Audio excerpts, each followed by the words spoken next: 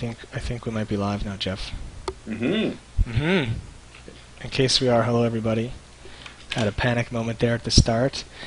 There's always problems bringing in Skype. If you resize the window, Twitch just completely freaks out, and this time it freaked out so bad it wiped all my presentations. So I quickly had to try to rebuild my presentations. I think they're okay now.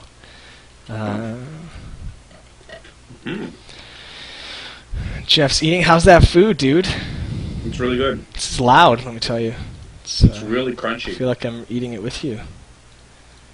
Turn my mic input volume down. It's super crunchy. Is it? Yeah, how is our sound, by the way? Is anybody... No one's freaking out yet. That's good. Yeah, I hate these ads too, man. Jeez. 30 seconds is too long in the year 2013 to watch an ad. Like when I see a 30-second ad, like no kidding, even if it's like a video or a stream that I like kind of want to see, it's like insta close, like insta. If it's like, you know, you have a skip in 5 seconds, I'm like, yeah, I'll wait 5. If it's 15, then I'll kind of try to do something for 10 seconds. But 30, just, man, unbelievable how many videos I just never watched because of 30-second ads. And I'm old. You'd think the younger generation would be even worse. Alright, guys. You know that if you click skip before or after 5 seconds, if you skip the ad on YouTube, Yeah. the person paying for the ad doesn't get charged. Oh, really? Yeah, so if it's a company you hate, you can cost them like between 50 cents and $1 just by like, you know, turning your volume off, minimizing the window, going about your business. Sweet. So yeah, it's I guess it's kind of weird. It's like the first time that like consumers have a choice on who they can cost, and I wonder if there'll be like boycott strategies, like, you know, keep loading this ad, or like, you know, I don't know. Yeah, I didn't know that. I wonder what the cutoff is. Like, what if you watch 20 of the 30 seconds? You're probably getting charged then, or... Yeah, I don't know exactly. YouTube doesn't publish a lot of their stuff because they don't want people gaming the system, but I know for a fact they don't charge if someone skips it. Yeah, it's weird. And I know a lot of people go ad block, but there's so much like ad blocks killing esports, ad blocks killing that I don't know. For some reason I choose to kill my own viewing experience instead of, I don't know. I should just get ad block. Fuck. I hate ads. Even my son already hates ads. Like, he identifies ads right away and just like stops watching. He's like, oh, ad! Like, ad. It's like ruining his life, ad. But it's good. I'm glad he's learned already that ads are garbage and turn your brain off and don't absorb any of that garbage. Just wait till people that you like us tell you what to buy, then buy it. That's how it should work. Speaking of us telling you what to buy, are we going to do that coupon thing? Yeah, sure. Okay. Stacy, our Noobster manager, let us know that there's a coupon for the duration of this stream. So if you're like waiting to get something on the Noob Store, you can. There's a coupon code. I think it's just streaming noobs. One word. Streaming noobs. Right? Mm-hmm. It's like 20% off just for the actual stream now. You could put that on maybe on the screen there with like some text. Can you make a layer? Yeah, totally. Let me just whip that up. Well, okay. Oh god, man, I'm like so worried to touch XSplit. Yeah, people can check the chat too. Chat's good.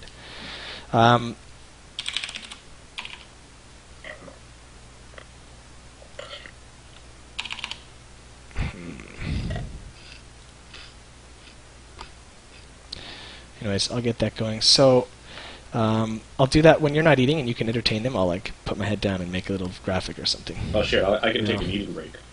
Take an eating break? Okay. But yeah, it's like having dead air on a stream is bad, I guess. Yeah, kinda. It's like there's one dude eating and one dude typing some shit. I can tell you about what I'm eating. Sure. It's my recipe, my personal recipe. It's like total noob recipe. It doesn't require any heat. But I like it. It's basically like you take some dill pickles and some celery, mostly celery, and then you add like one of those Chipotle tuna cans to it. And you put it in a bowl and you stir it up. And then you can crumble some like flatbread on it, and it's like, there's my recipe. It's like super healthy because you're eating mostly celery. And yeah, it's actually really good, really easy to make, and low cal. Tasty, man. Totally. He's no doubt way at cooking, man. in Photoshop using my super awesome Photoshop skills. Mm-hmm. Sounds terrible. I'd rather bacon. Says it's David's bacon. Wow. Yeah, man, bacon's good, but you can't eat too much of it, unfortunately, especially when you get older.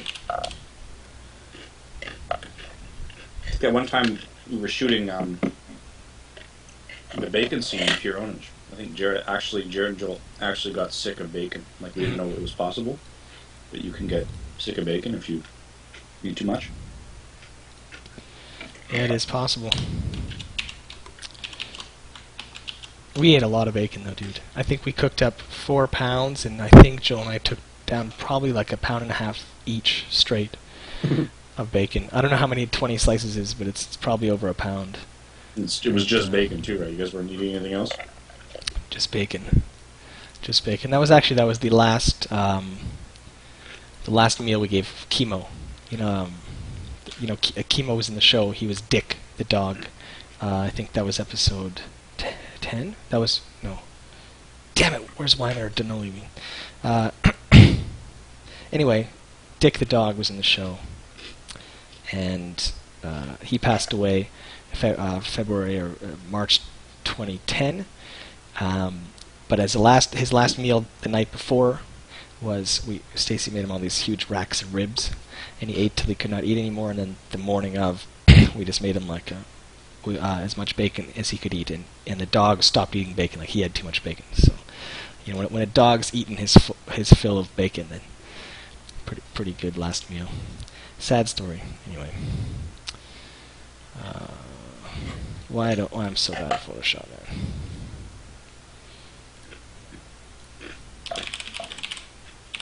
man. People are saying that they can hear your breath. This is the microphone. I don't know if that's going to help or not. I always hear my breath. It doesn't even matter which headset I use. Like, this is like I have 3 different headsets, and every time I'm always that guy, and I can hear my own breath, and I don't know why. Do I breathe that loud or something? Like, no one else has that problem. I look at other people, their mic's like right here, like where mine was, and I don't know, man. Okay.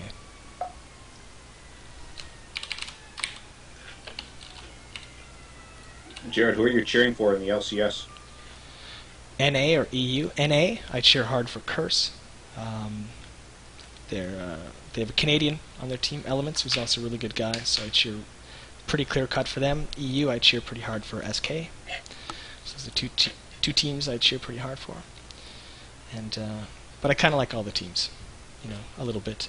Cheer for good games above all else, but when it's on the line, those are my 2 faves. Okay, got this graphic, man. I'm such a pro. Right here.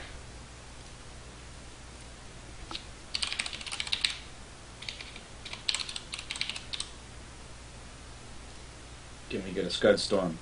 Scud Storm, is that going to be in the new generals? It is, man. Yeah. Oh, man. Yeah. Is it going to be the most devastating super weapon, I wonder?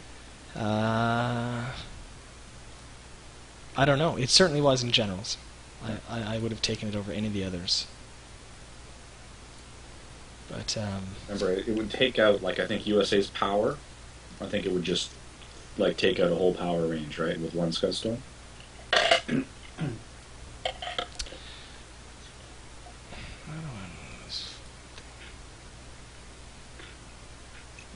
that'll give you 20% off. Yeah. I'm not going back and changing it, man. It's a coupon colons. It's horrible. And look, I can't even move this properly. Like, where do I put it? It doesn't look like shite, man. There we go. Really, I could have put the whole address of the Noob Store and stuff if I was smarter than I am. But for now, that's fine. People can ask in the chat. The coupon code there exists only for the next 3 hours, and it gives you 20% off anything in the Noob Store. And yeah, a lot of people are mentioning. I made a tweet earlier today. My son said something very, very funny to me. Oh yeah. This morning, followed by things that like border like creepy. But yeah, he asked me to play Super Mario. He likes when I play Super Mario World, so that's on the Virtual Console on the Wii. He just thinks that's like the best game ever. And he used to just love when I'd get Yoshi. He'd like just laugh at all the different colored Yoshis I can find and stuff like that. And this morning he asked me if I can play Super Mario Brothers, and I asked him why. Like, do you want me to go get some Yoshis? And he said, "No, Dad, I just want to watch you die." And it's kind of like, it's a shocking thing to hear your son say. And so then I played a little bit, and he was like disinterested. And so then I booted up. I saw that the Wii U, they have F-Zero, like for the it was a launch title for the Super Nintendo. It came out in 91. Mm-hmm. Yeah, 91. I think I was like, anyway, I was a kid, and it was like one of my favorite games of all time, by far. F-Zero. I played that game so much. So they put it on, Dat Mode 7, man, and it's on for 30 cents on sale on the Wii from $5. So Wow. Pretty big sale. They also have Punch-Out, like the original Punch-Out, with Mr. Dream, not with the rapist anymore. And that's also 30 cents. So I picked up F-Zero for 30 cents, and I was playing that. And he just kept saying, "Daddy, die! Like, Daddy, die! Like, jump off! Like, get off the track! Fall into the water, Dad! Like, fall!" And I can't get up. Like, you can't just get off the track in F-Zero. You have to, like, wait for a jump and then, like, careen off. And so when there's no jumps and I, like, can't kill myself, he's, like, getting upset because he's, like, and he's just, like, chanting, "Daddy, die!" And it's kind of weird. So it made me realize I need to start using a different word for die. Because I've been using that for like 25 years. I'm like, "Oh, I died," in a video game. But now he's going to grow up thinking that's like death. Death's nothing. Oh, you just respawn. It's going to be an actual FPS Doug. So I'll have to come up with a new word for dying. Yeah, like how do you explain death now? Yeah, I messed it up, I think. Fragged. Fragg's weird though. It's like you fall in the pit. Oh, I fragged. But it's pretty funny, especially when we were playing Diablo, and he'd watch me upstairs and Stace be playing downstairs, and if he heard Stace go like, "Ah," like any kind of sigh, he'd look at me like, "Ah, Mummy died. It's like those sighs are like, "Ah, Mummy's playing a game somewhere, she died. Anyway, probably like, I'm a horrible parent. That's what I'm getting at. Yeah, I don't die enough. That's his problem. Sorry, man. I'm too good. Oh, I should tweet that we're live. That would make sense, right? I'll tweet it.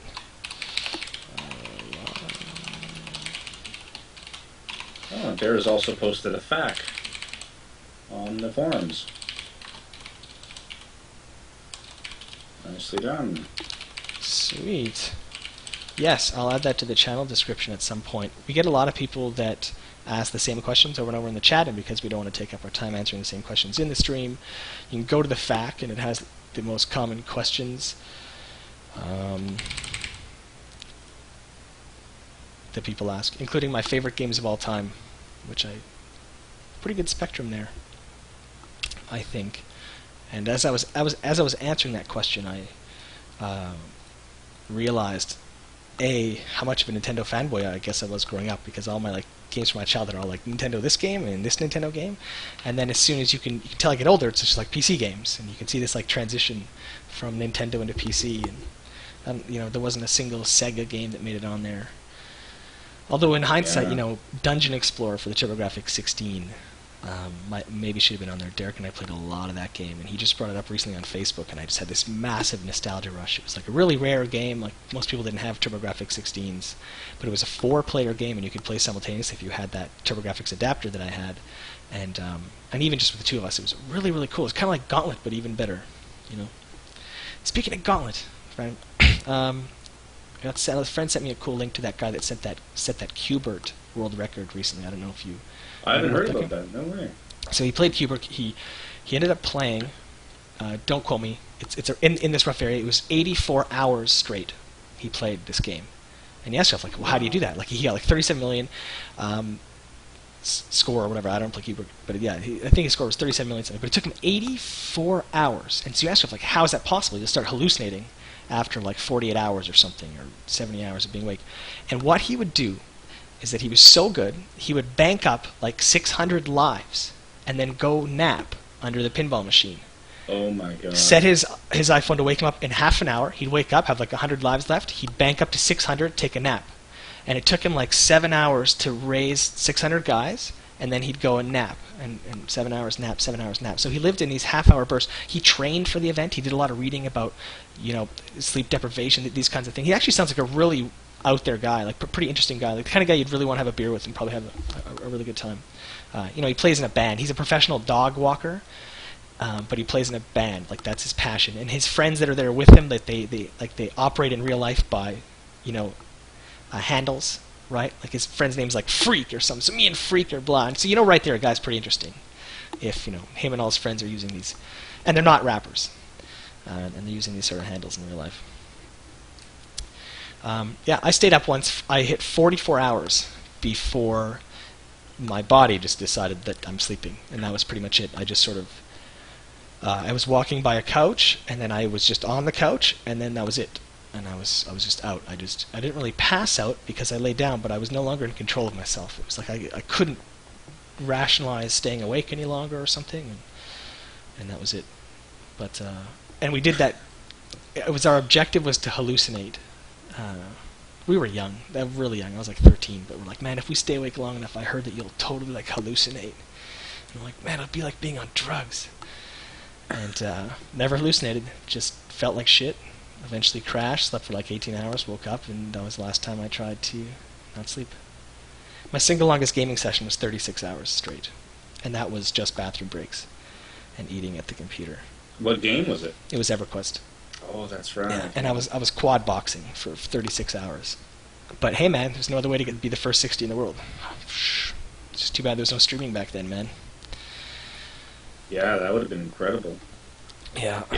Yeah. Now it's like there's so much beta testing. Like it's to do the first in the world is like, I remember like when World of Warcraft first came out, I was like, wow, I can't wait till the expansions come out and like we could all get together in the same room, be hardcore and play it and stream that, or like even shoot a show, put it online. Like I had all these like I thought it'd be so fun to do all this stuff. But now it's just like, yeah, the wiki has all the information. There's nothing you can explore or figure out. It's like, just, what are the details of this boss fight here? And, the fine-tuning the boss fights, coming up with different strats maybe are the only new things you can do. But,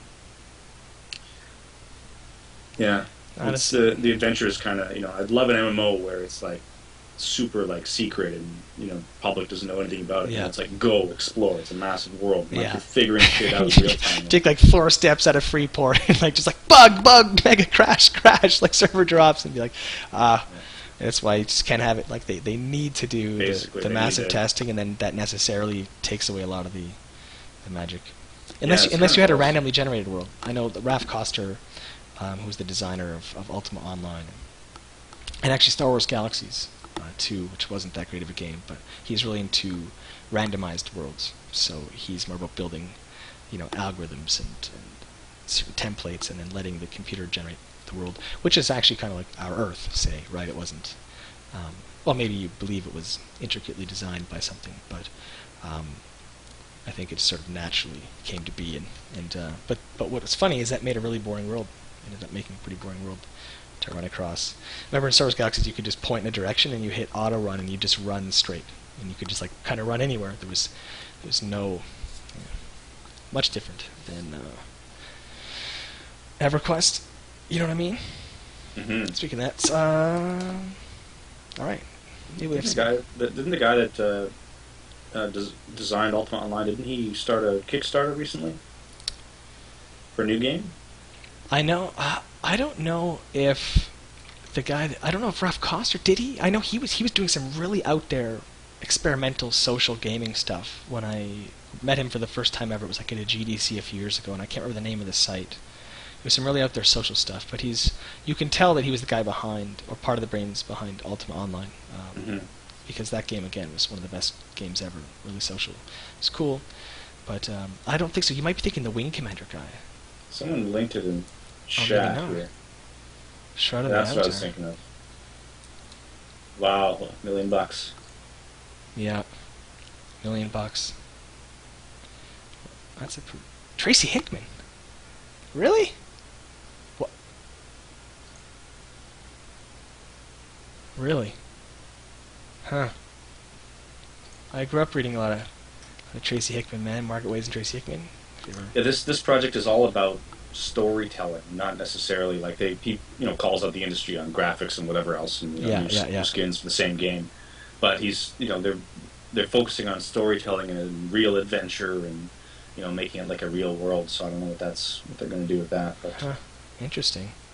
Yeah, it's nice that someone's taking something in a different direction for an artistic purpose, right? Not just like looking at the market and figuring out how to make money on selling video games. So it's an MMO, but it's story-driven MMO.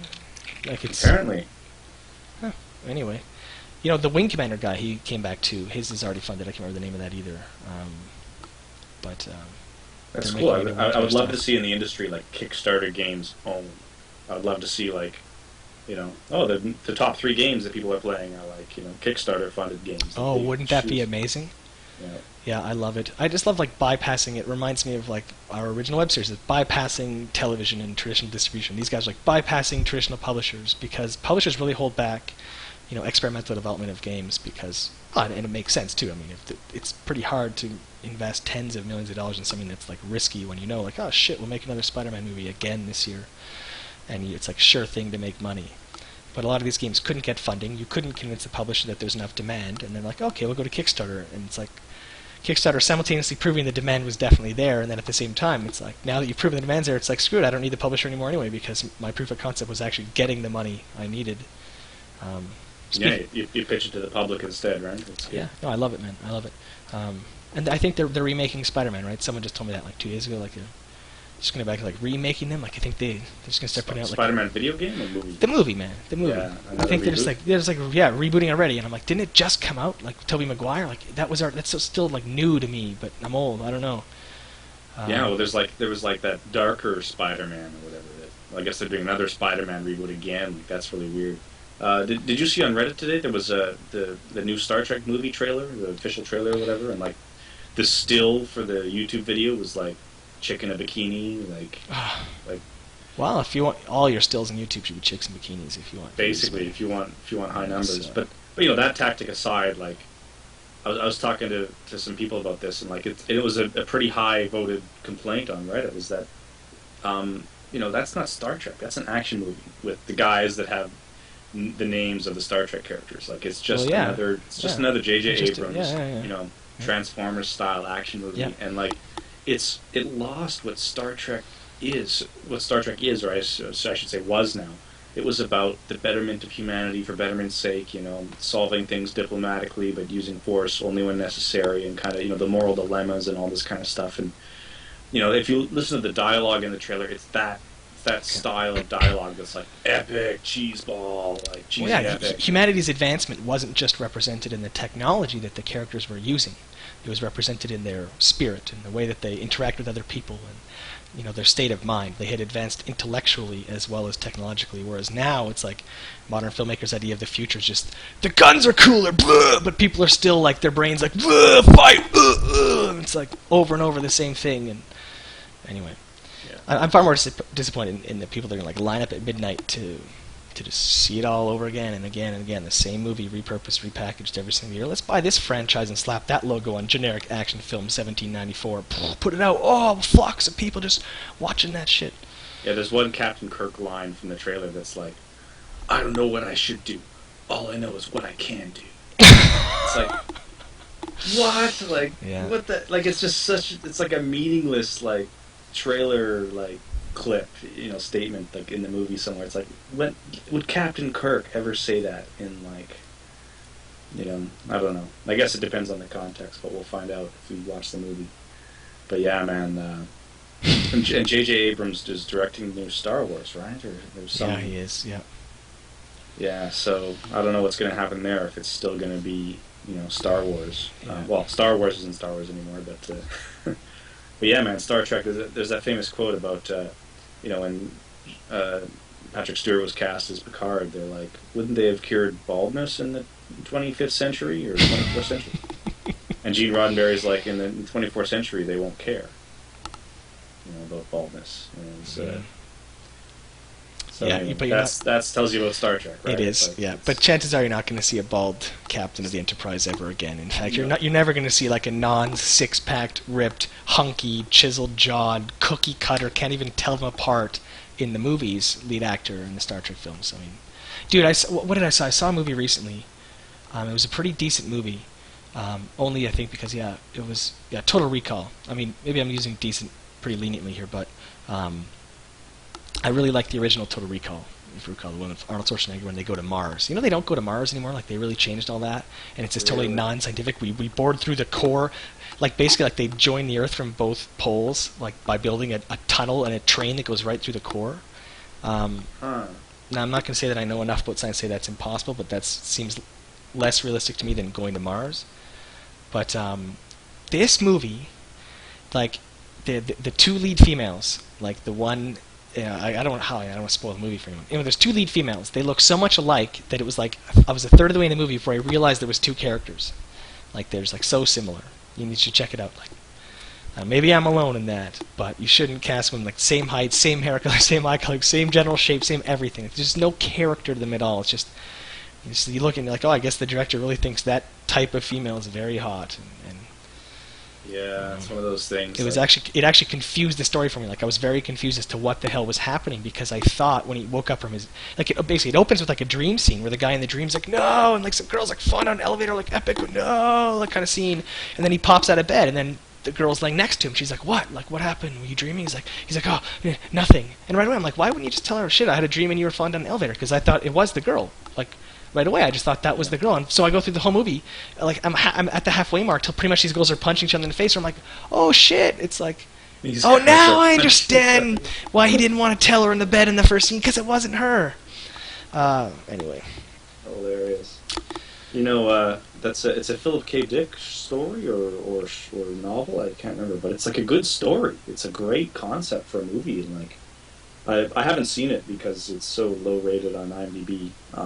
But yeah, man, if you like that, it's not like the Schwarzenegger version is timeless. There's a lot of '80s cheese or whatever, but it still stands up. And like, you could have just tweaked the script a bit and had a great movie. Like it was a blockbuster. It worked the first time. Just update it. Take out all the '80s cheese. I thought it was great too. I thought it was great. Like, I think they did, and I think it's especially because recently it was in the news that humans are going to go to Mars. They're going to launch this one-way return trip that's planned for 2022. Some Dutch guys putting together some planets, like private, but they're looking for people that are willing to sign up and go to Mars and live in like a 5 square meter place for the rest of your life. And it just got me thinking about, we're at that point now where, finally humans are getting off our planet. We're going to start populating other planets. And, what the first thing we're going to go to Mars, I assume there's some minerals there. Something of some value must be able to be extracted and shipped back or something, or it'd be pretty hard to fund this kind of thing. And, it's going to start with mining. I think that was the original Total Recall. It was like a new Earth colony. They were mining Mars, and they discovered, these relics from an ancient civilization that were there, and oh my god, and all this cool stuff. And it seems like we're not really far from that. Yeah, it's Mars1.com if you want to check it out. Pretty neat stuff. I wouldn't go. They wouldn't let me go. There's no way. They gotta find some really suicidal people. It's actually pretty fun. Like, we're looking for people that are calm and great on, people that are at their best when things are at their worst. And that's like the first selling point. It's kind of like right out of the gate, they're like, your life's gonna suck. We're looking for people that do okay when life sucks, because that's what you're doing for the rest of your life. It's like living in basically a brown desert with nothing but the same 20 people for the rest of your life.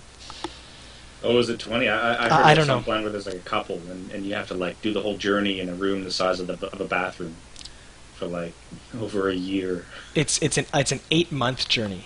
I know that, to get from Earth to Mars. The journey would plan to be 8 months. I don't know the number of people. It's 4 people. Only 4? Oh, jeez. Wow, I thought it would be 40 or something. And another thing I was thinking, A Stranger in a Strangeland, that's the premise that sets it up is that humans send an expedition to Mars. There's some infighting on the ship on the way. Some guy chief and some other guy's wife, because they sent a bunch of couples, and a woman gets pregnant, but they all crash or something. And basically, what happens is that the only human left alive is this infant boy, and the Martians raise him, and then he comes back to Earth as an adult. And it reminded me of that too. Anyway, but the rover never found any life yet, did it? And if it, well, maybe it did. Maybe it did. They're just not telling us. I got pepper everywhere, man. Look at this pepper grinder. Did you see this, Geoff? Yeah, I bought it for Mark. It is. Yeah. It's pretty phallic, man. I gotta say, it's You know, they make bigger ones like Peugeot in the Peugeot store. They have ones that are like the size of a human. Like they're on the floor, and it's just like it's too big to use. Like you would need like 4 people to actually grind pepper with it, wow. and probably like 1/16 of a turn would be like more than enough pepper for your dish. You know. Yeah. There's Jarett for Jedi, totally, man. Of course, Jarrett's about wrong, but yeah. You know, it's funny, all this talk about how Star Wars and Star Trek probably all going to suck forever, but I would totally take a job of being a Jedi in a second, man. Wouldn't turn that job down. Having a Kyle lightsaber. likes to use his big fancy words. What? What word did I use that was fancy? I don't know, grinder? I don't know. No. Oh, you said Peugeot, but isn't that a manufacturer? Yeah, Peugeot is a brand. They make cars and pepper grinders. Dude, I was gonna say that. And they make the best grinders, man. Honestly. Okay, Kyle, and they're quoting Pure Pwnage, by the way. Kyle and his fancy words. You know that, right? Yeah, it's a web series reference. Ah, I see. Yeah, man. So we may have a guest later on the stream, too. Yes. Snow. Don't know announce it unless it's for sure when he gets here, but maybe we'll have a guest and will help us play damn games later on. We'll see. Yeah. It could be fun. And this guest does this guest own? Yeah, he does. I think so. He'll help us own. We owned a little bit last night. I finally took a break, played some League. Had a super busy week this last week. It's just been crazy. And last night I sat down and grabbed some Sapporo and logged into League. And had a lot of fun, man. Actually, I don't know if you. I don't know, from what I remember, it was it was pretty fun. Some epic comebacks, good times. Oh yeah, man, love those comebacks. Oh yeah. Like we're really good late game, and we're all coordinated on Skype. And yeah, it was crazy, just crazy. Anyways, what was the best Pure Pwnage screening for you guys? That's a cool question. For me, it was just episode 9 because it was the very first one, and that's the one where my brain just sort of fell out my ear, and I've never been the same person since that experience. I think, yeah, it was a life-altering experience for sure because of the scope. I guess I should explain why. We had no idea the show was that big. I never would have imagined in the world anyone would ever want my autograph or care at all. We thought 10 people would show up, and 800 showed up, and being chased down the back alley and into the street and being swarmed by people and signing autographs for 3 hours. And I remember there was some girl walking by on the street, and she's like, "Oh my God, like who's that? Who's in there?" And she starts getting in line because like you just mob mentality kicks in. Like everybody wants to see this guy. Like, who is it? And someone's like, "Oh, it's Brad Pitt." She's like, "Oh my God." She was probably so sad. What she saw was just me, but. Yeah, interesting experience. And I remember I was working the booth, the ticket booth, and I was like, I couldn't believe. Like again, it was a shocking experience, like Jarett describes. But I couldn't believe people were like paying us to see something we made. Like it's like, hey, I made a video. It's like, I will pay you $10 to watch that video in a theater. That was like mind blowing to me. Like something we made. Yeah. And the whole visceral aspect of actually taking the money yourself, and like they're actually paying me in my cash in my hand. Yeah, they're like, is that real? Is this real life? Like, yeah, it was unbelievable. Because before then we sold some T-shirts, but even then it's like, hey, they're buying the T-shirt. They like the T-shirt, and you can always justify that. It's like they're just like, it was weird. It was out of control. Well, we were at the restaurant down the street hiding out, and Kyle could go there, Geoff could go there because he's Kyle, and no one knew what he looked like at the time. And I remember this frantic phone call. You called myself so frantic, like, dude, shit, like, we need help. We need help. Like, there aren't enough hands to take the money. Like, there's too many people. Like, it's just me. Like, like one guy, 800 people. It's like we didn't even think about logistics. We had no security. We had nothing. Like, if that mob decided to just do something, like, we might have been responsible for that. I don't know. Well, when we went to the Netherlands once, we did a super irresponsible thing, and we just posted on the forums. Because there was no Twitter then or anything, and we're like, hey, we're in Holland, and we're going to go to this bar at like 6, so, if you want to come meet us, come to this bar. And, again, and even though this is long after the episode 9 event, I'm like, we're in the Netherlands, right? Like, how many people could possibly, with like 2 hours notice, or like show up to this place. I don't know how much notice we gave them. It was short, and it was like, oh, like 100, and the bar owner was furious. Like when I showed up and I saw these people outside, and then I went in to talk to the owner who had kicked all these people out, and he's like, "Are you Jeremy?" And I was like, "Yeah." And he's like, "What have you done?" Like, and he was just totally furious. And so I said, "Oh, do you want me to get like all these customers out of your establishment?" And he was like, "Well, you should have just told me beforehand." And I was like, "Yeah, totally. Like, I'm an asshole. I really thought 10 people are going to show up, and I feel silly saying, hey, you better watch out. 10 people are going to show up. That's just a party to watch a hockey game." Yeah, I remember he was really mad. He's like, "This Jeremy thing's not happening," because everyone was like, "Where's Jeremy? Where's Jeremy? What the fuck is Jeremy? Yeah, he's like, "This Jeremy thing, it's shutting down right now." So anyway, so this guy yelled at me, and then I said, "Okay," and then we walked away, and then his bar cleared out, and everybody left. But it was scary, because I remember walking down the street, and there was this ocean of people like just behind us, and it was like, yeah, could have been like, "Everyone, let's smash those windows and do that," and probably could have got some shit going, man. I wonder what the legal responsibilities are. Yeah, I know. For that. Yeah. Yeah. Could have had the Pure Pwnage riot. Would have been funny. Yeah. Yeah, the PP Dota announcer. We're totally going to do that, but we haven't done it yet. Yeah, I have that. Yeah, you're going to have to come down to the studio, Jarett, and do the announcer pack. And we'll probably have to talk to some people who know Dota inside out about what exactly all the subtleties are with that. Yeah. And make it own. Yeah, I did. Yeah. I saw that link on Reddit. Yeah, it like hit the top of the donut. Well, and we have to make one that's so good, man. Like it was, gotta make super pro announcer pack. Mm-hmm. Be pretty good. Can you give those away for free, or do you have to sell them, or can you sell them, or what's the deal with those announcer packs? Is it just, are they all free? I'd love for ours to be like the top one. Like I'd rather give away for free so that we can have ours like be owning it, owning the chart. But can we get TeamSpeak running? What do you think about that? Yes. Get people on chat. Oh, I think I forgot. I downloaded that in the background, and we're getting like a TeamSpeak server going, right? And then we're gonna have just a way for people that are in the chat to have their voice heard when they're asking questions and stuff like that. Hopefully that's not too idealist, and we don't just get trolled repeatedly. But someone's asking, what are our day jobs? We make scripts and make movies and TV shows and other stuff like that. So we're writers and producers. That's our day job.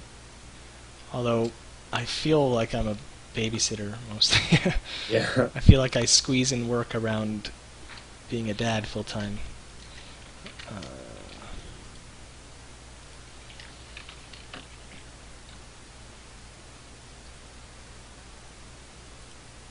Manage like a bunch of companies. Yep. You like manage? Yep.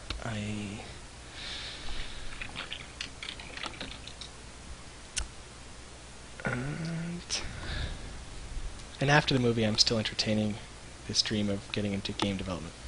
To have to throw that out there. It's never made me money, so I wouldn't say it's something that I do. But I've actually, in the last 5 years, put a lot of time into a couple of gaming startups. One web-based game, I had a tablet game, and I've put forth more proposals, and mostly spend a lot of time. 2 games got off the ground and had funding, and then there's other projects which I spend a lot of time trying to raise funding, which is usually the hardest part. But now that there's Kickstarter, things might be different. I don't know. We'll see. But yeah, you like when you're working in a creative industry like gaming or film or TV, you spend a lot of time pitching, and you spend a lot of time making stuff. This is in response to the guy. He said, what have you done besides Pure Pwnage and Space Janitors? I haven't produced anything other than Pure Pwnage and Space Janitors, but I've written scripts. I've written shows, Bibles for shows they call it, which is a document that tells you all about the kind of show that you're going to make. I have some awesome shows, and I hope that they get off the ground. So, but yeah, Space Janitors is what I'm working on right now, along with the Pure Pwnage movie. And season 2 is coming out. I don't think we can announce the date yet. It's not official, but it's coming out in April sometime.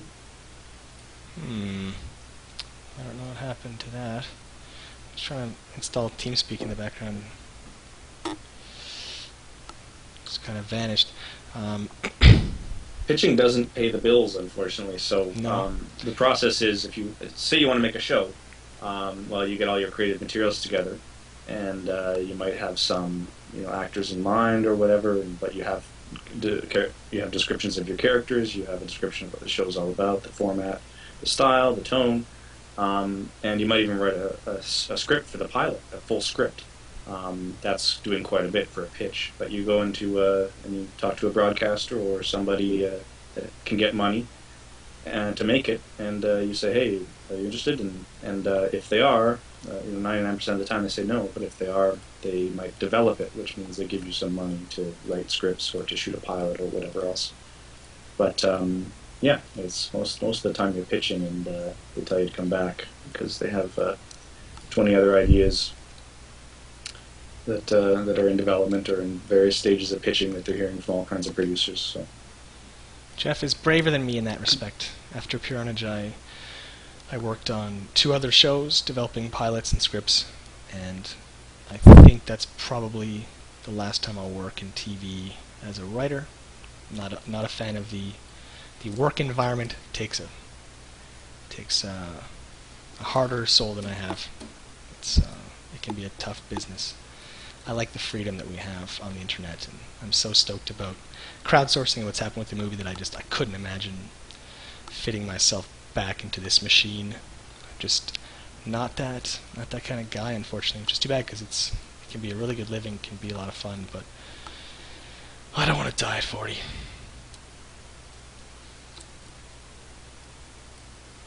Although I really do think my shows would just be so big, but oh well, I'm incapable of convincing anyone else. And I'm not a salesman. That's for damn sure. I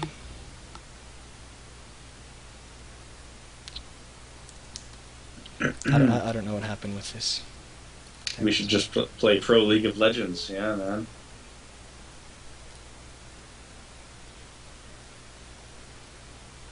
So we're trying to get TeamSpeak up and running so that we can get some of you guys on chatting with us with your voice. And Okay, I think I have it installed now. I'm running the setup wizard. I hope this doesn't interfere with the stream at all. So if I drop or anything, Geoff, please let me know right away. Sure. As I set this all up.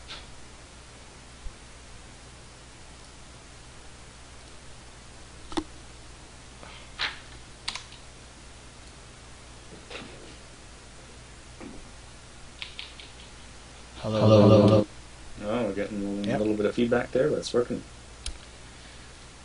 Fine. I can choose male or female. Now, do they mean... What Razer green headphones are those, by the way? Someone asks. I think there's only one kind of green headphones that Razer sells. So they are the Kraken. They're called.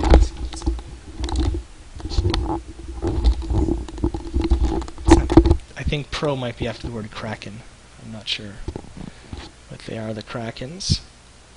And they're pretty bright for me, but it's pretty damn good branding. You can especially see all the pro gamers wear them, and you could, when you're like I am, you can just see them like a whole hall down. You know instantly they're Razer headphones.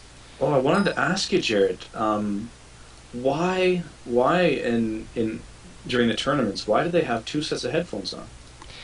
Well, they have their sponsor headphones that they have to wear all the time. And they have the ones that they use. And they use the mic from this, so they would wear it like this and keep their mic there. And then they have their actual earbuds inside. And then on top of the earbuds, they have the mega soundproof headsets that you like to wear on planes. So, I see. So it's just okay. So earbuds, and then they want crowd noise interfering. I see. That makes sense.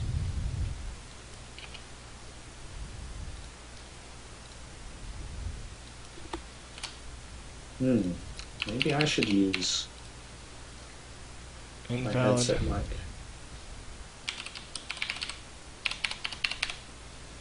Connected. Insufficient permissions. Well, I am connected, man. I am on the TeamSpeak server. I am totally on the TeamSpeak server. So is Alex from Clan Planet, and so is Femme Alex, Fatale. why don't you Should be say on. hi? See if Fem, see if we can hear you guys on the stream. Hello! I figured no because headset. I can hear you over Skype. Yeah, I know. I heard you Never fine. mind. And I think that if I heard you, that means everybody heard you, because Hello. I'm just... Oh, hey, Alex. Is that coming through? Oh, sure is, mate. Wait, I just answered in an Aussie accent. Sorry about that. My English really sucks. I think he's Brit. No, he's from the UK. yeah, he's totally UK, and I tried to do UK, and then just Aussie came out because I'm not that kind of actor. British is a hard one, man. Is that your best British impression? No, but you're doing a pretty good one. You're doing pretty good. Give me your Canadian, man.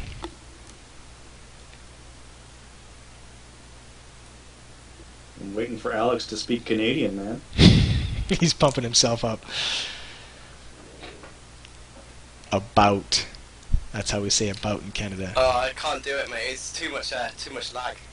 Oh, okay, okay. Wait, here we go.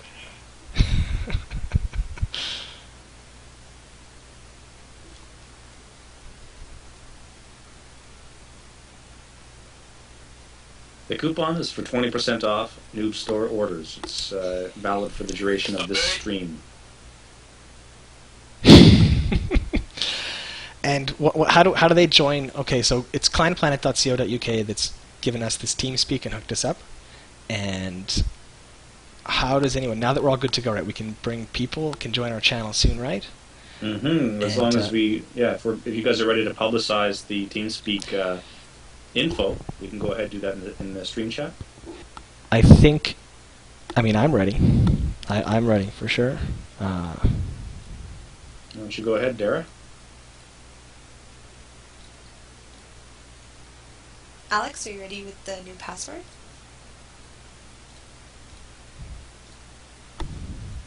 Alex is working on his Canadian.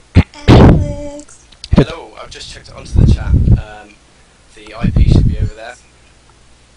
Okay. Sweet. The way I think not everyone's thrown into the channel that they can talk, right? We're going to make sure that only one guy at a time can talk or something, and then, right? Because otherwise... Yeah, they're going to voice people. And I think it's Yeah. only 25 Yeah, people when, can join anyway. everyone 'cause comes in. There's no point Yeah, in they'll having have people voice join, people. only the voice people. Okay. User entered your channel. Basically, User everyone will be entered your muted channel. by our User admins. entered your channel. User entered your channel. Oh. User entered your channel. Let me look for my settings here. Sound. User entered your channel. Notifications. User entered your channel. User entered your channel. User entered your channel. User entered your channel. Shit. User entered your channel. User entered your channel. I've deactivated sounds. Fem, can you just say hi quickly to make sure that didn't also deactivate like all User sound? entered your channel. Oh, never mind. It didn't deactivate Hello. anything. Well, how is sounds deactivated and users still entering my channel? That. Play no sounds. Trying to User figure entered that your out channel. right now. User entered your channel. Ah, well, I mean, User disconnected from your Channel. channel. user entered your channel. User entered your channel. User entered your channel. It's the new Chicken Man. Chicken Man. If only you were here, Geoff, we could harmonize and make a new Chicken Man right now. But you're not. Okay. Back to the chat. Take some questions, man. Can it? Oh, god damn it. How's that? Better? User entered your channel.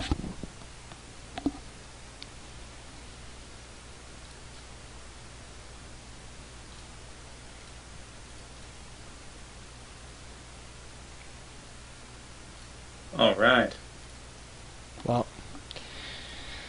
don't know how to turn off the user entered your channel. No big deal. No big deal. It's Just change the password.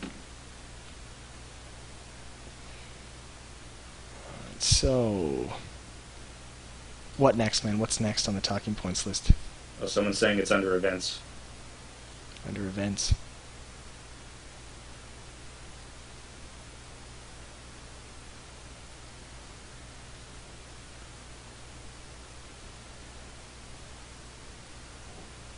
Talk power granted. All right, someone's going to talk to us. Granted, you talking rights. Unfortunately, there's a lag between the stream and the TeamSpeak, so I hear it a couple of seconds later. So basically, what we've said is.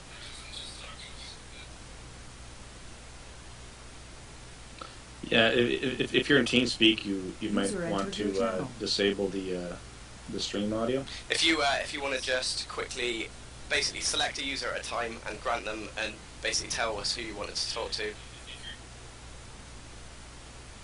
Now, everyone in this channel has a question ready or something, right? Random. User disconnected from your channel. We were gonna say change your name to like question or something, I believe. Okay.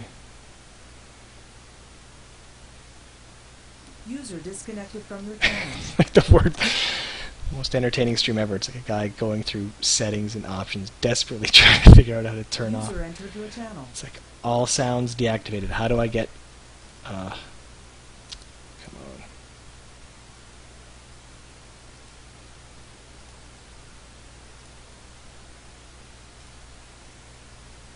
Anyway.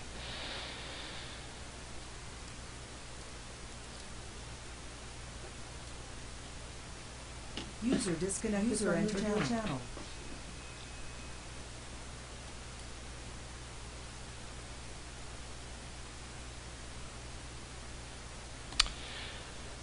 Yeah, I'm in settings, options, notifications, and I've deactivated everything. Doesn't matter. So anyway. Okay. All right, let's talk to some people. All right, let's talk people. That'll be more exciting. Kragnarok has question, so I can. How do I make him talk? I don't see it in the pull down. Got it. User disconnected from your You channel. can talk now. I can talk now? Yeah, hey man, you're on stream. Okay, I User want to know, I disconnected gave you from guys your a bunch of channel. League of Legends codes. Did you get them? I want you to give them away. Oh, that's your question, man. Here, let me look. How did you send them to us? Oh, I do have them. I got them, man. He said he PM'd them Yeah, to that's the my ROFLMAO. question. Yeah, man. Keep one for yourself if you want to be I'm totally that gonna. guy. Oh yeah. You know, there's a Pack Sivir skin. That's pretty cool. Right, Nasus. What's a TF2 Purity Fist? What is that? Is that like a hat? It's a, no, it's like a hat. It's an arm for the heavy weapons guy. It's an arm for the head. But who in the chat like loves TF2 more than any other game in the I world? think there's a full copy of Magicka. There is a full. Actually, I have that game. I don't know if you played it all. It was. Yeah. User entered your channel. It's actually pretty cool. I got into it for a while. I really like their spell casting style, just like sort of the combining the colors. And, I saw a lot of potential for it. Could be a good esport, man. All right. I liked it very much. I only played a little bit with Gibson. How did you get all these codes? I'm gonna ask you a question, man.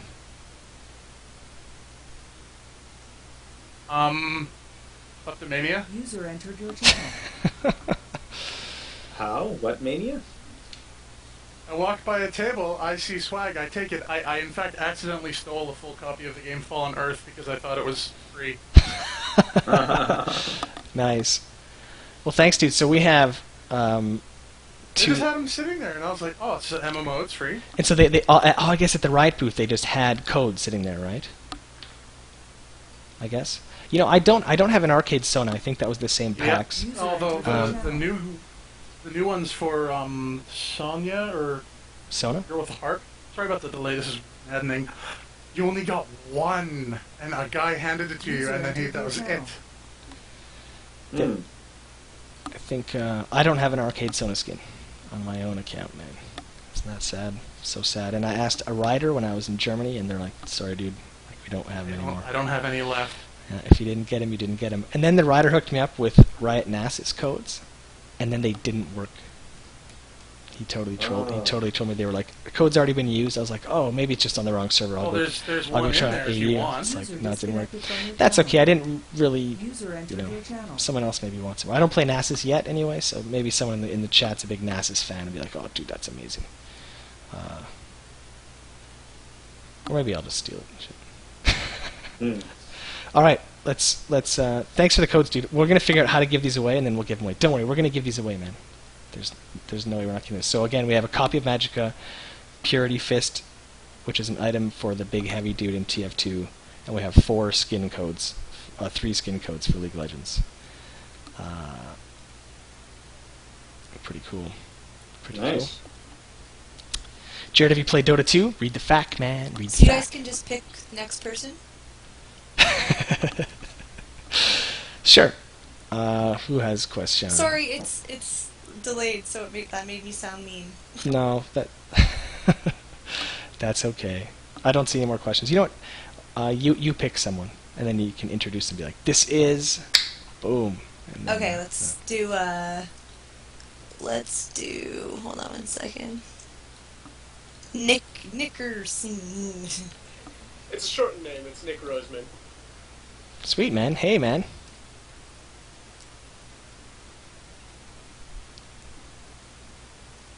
Nick Roseman. What's going on? So I had a couple User questions. disconnected from your My channel. buddy was really interested in starting up like a YouTube gaming channel. How did you guys?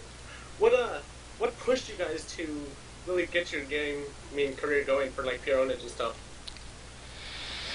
Well, it's pretty different, the modern landscape, so I'm not sure if what pushed us is all that relevant to someone trying to start now, maybe. I think, well, part of what pushed us because we wanted to get into filmmaking User and entered your channel. TV making, and there was no way to really do that for us because it's the sort of business you sort of work your way up in for a long time, and so it was kind of our only option to make a show and have anyone watch it. Plus, we were making a show that was so niche because we were originally going to make a show about Command and Conquer generals. User disconnected from your channel. Man, that's annoying.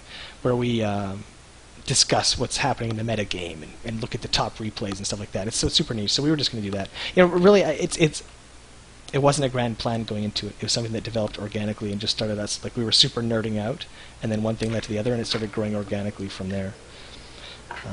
Maybe Geoff can give better advice on. Yeah, I don't know. It's a different world now.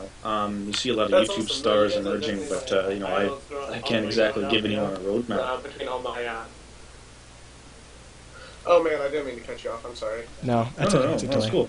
Yeah, no, I don't know what else to say about that other than be an attractive 20-year-old girl, and talk about gaming, and I don't know what else.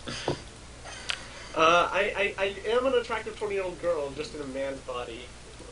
And lastly, what was your guys' favorite Pure Pwnage spin-off? Like Dave Pro User with the entered your cooking, channel. or the male side, or what? And that's all for me. Favorite spin-off. You know, we tried so hard not to make Pro Cooking a spin-off, so to speak. Like it wasn't supposed to really be the Pure Pwnage universe, you know, but inevitably it could be seen no other way.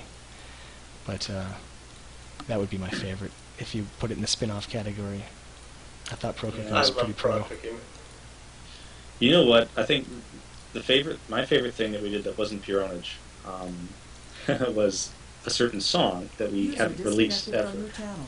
And I don't know if we ever will. No. We probably will never release this song. But we recorded it in 2004, and I'm going to sound like a hipster here, but it was heavy use of autotune before autotune was even a thing. It was like a parody of bad music. And User we entered your tried So to it was a make rap work. song. Yeah. That's what Jeff's getting at. It was a rap song. And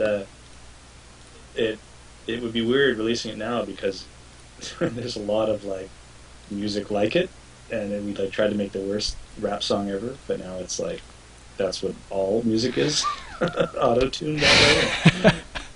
So, And not just worse as in like the auto-tuning and technically worse, but User entered your channel. lyrically, you know, it was supposed to be even farther than we thought, you know, rap went, right? You know, that we'd somehow surpass, you know, calling all women bitches and talking about how they're just objects that should be used and how, you know, money's all that matters in life, and that, you know, that's the standard, right? That's like the entire genre for the last decade. So we were like, how do we take that further And so that's the reason this song is never going to be out there. It's not because I'm ashamed of the auto-tuning. I'm ashamed of the words that came out of my mouth. It's very offensive. But, It's very offensive. We had a lot of Canadian club that night, and I was actually, I think, semi-passed out when Geoff made me get up in front of the mic and do this. So it's just, I don't know, me stumbling in front of this microphone. But it's funny. It's funny. I couldn't believe when Geoff came back with this track. Oh, anyway. So occasionally, if you're ever at one of our house parties, this song, thanks Geoff, always comes out, right? Someone's always got to play it. And, yeah. If you guys ever meet Seattle, I'll invite you to a house party. All right, yeah. Geoff probably keeps it on a fucking USB keychain wherever he goes. He's just ready to embarrass me at any moment. No, actually, I lost it, I think, but then my sister had a copy for some reason. It is. It's. I think it's a good tune. It's actually really catchy. Song, yeah. It's really catchy, and if it wasn't so lyrically offensive, But then again, I don't listen. But I think it's better in terms of catchier than most of that type of music that I hear that gets radio play that kids are freaking out about and stuff. So, yeah. There's offensive, then there's you don't look at me the same way afterwards, right? There's a difference. All right, who else wants to talk? You could voice 3 people or 4 people or whatever. See what that does. I have it. I have it on this computer. Right? Okay. Let's go to. Just a taste. Yeah, we'll Let's go to Pastel. I'll try to work on Jarett. See if we release it one day. Because you could play it on the stream. I could, right? Yeah, I could. Hello, guys. Big fan from Sweden. Hey, Sweden. Sweden, man. What's going on in Sweden? How are you guys doing? I'm doing pretty good. Probably not as good as you, because you live in Sweden. But we're doing okay, given our geographical location.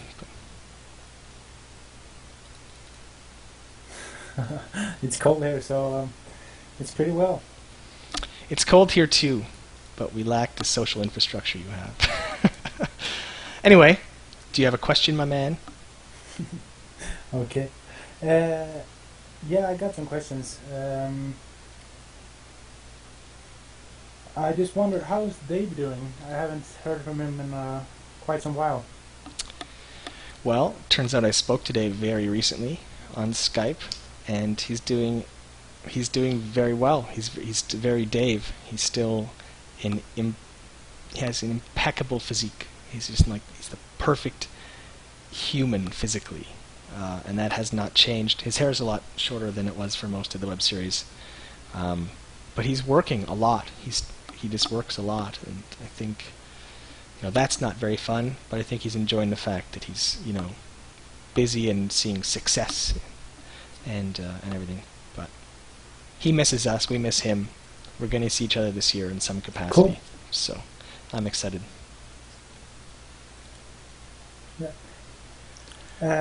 Well, I just wondered, I really like Pro at Cooking, so I just wonder, how did the whole thing start with Pro at Cooking? Because Dave did a lot of cooking in this series, but how did just the Pro at Cooking start? User disconnected from your channel. Well, I can't remember. Geoff may have a better memory of how the show itself started, but Dave, among his friends, is the cook, and as just as a person, he's I wouldn't say he's not picky. He just has a higher standard of what he'll put in his body than anyone I've ever met.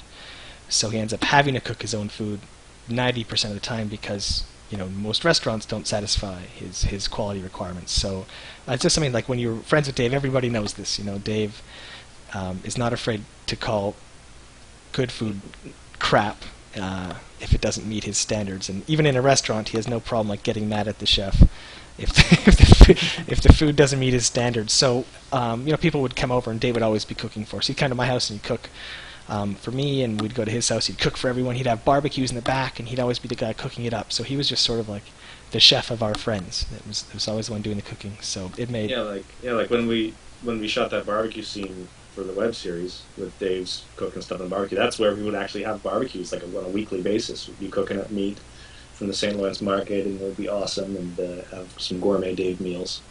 But yeah, do you want to tell that story about? I wasn't there, but Dave had a dining companion, I believe, at a sushi restaurant when he filed a complaint. You know the story I'm talking about? I know a few. I don't want to. The one where he's never coming back, etc., etc. Yeah. Yeah. Maybe it's not that great of a story. Yeah. But anyway, yeah, Dave has high standards of food. He's funny. He's funny. But at the same time, I actually became a much better eater. I think. Yeah, that's awesome. I became a healthier person thanks to Dave. He sort of exposed me to. Oh, sorry. I didn't mean to dessert. How crappy the food I was eating was. In fact, I would eat some food and Dave would sit there and look at me like. Well, I got another question. Why don't you go ahead? Yeah, just what's the all-time favorite game for both of you? Really, I'm just curious, I guess. That's in the fact, man. Yeah, see, I got asked that question, and I think I answered with like 12 games, and it's unfair to any one of those games to say the other one's better than the other.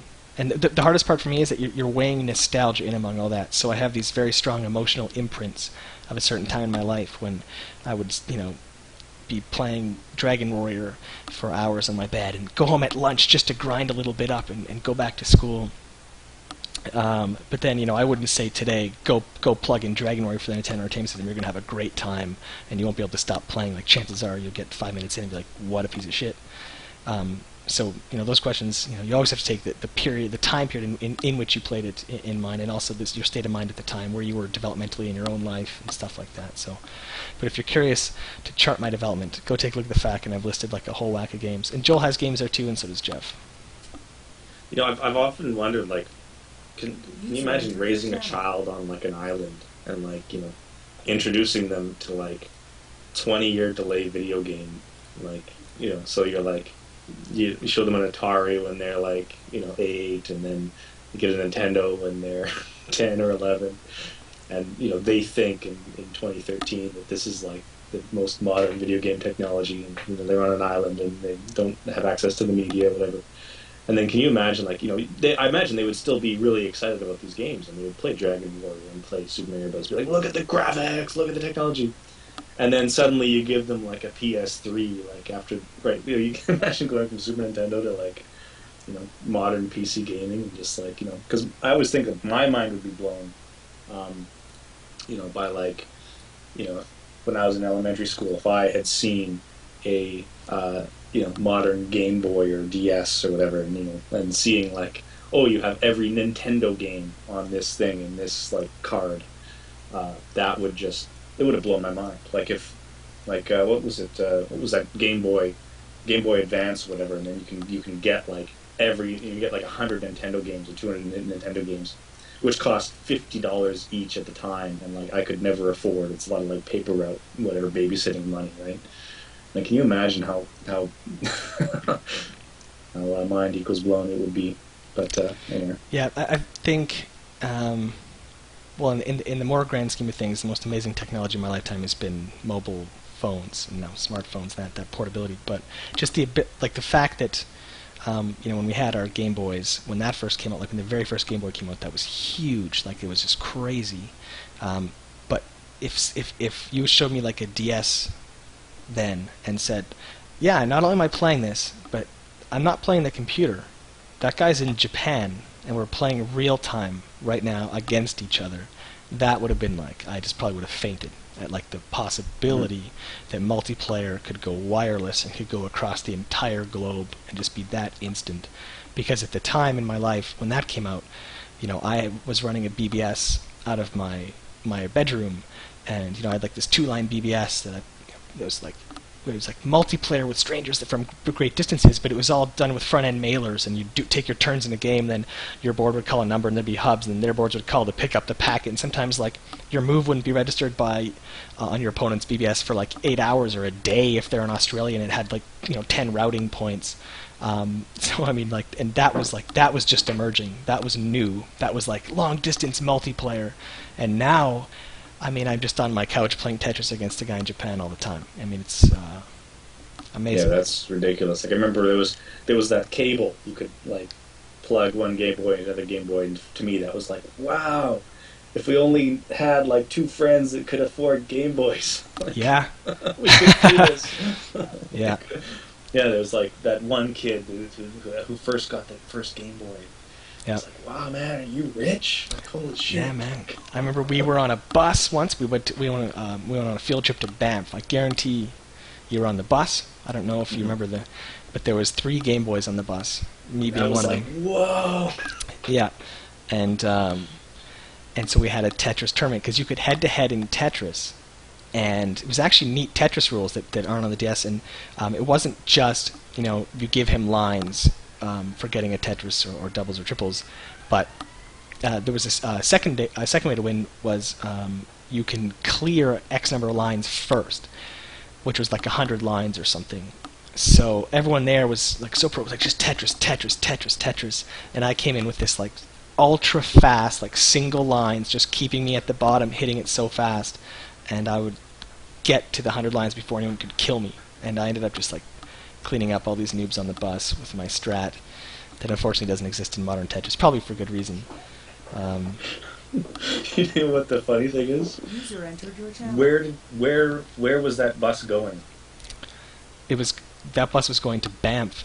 And what was there? Like, I don't recall at all, but I remember the Game Boys on the bus. Yeah. I don't remember Shit. the Yeah. actual Yeah. field trip. Like, what the hell was the field trip? I don't know. We saw an elk. I remember it was right in the middle of the road. I remember that part too.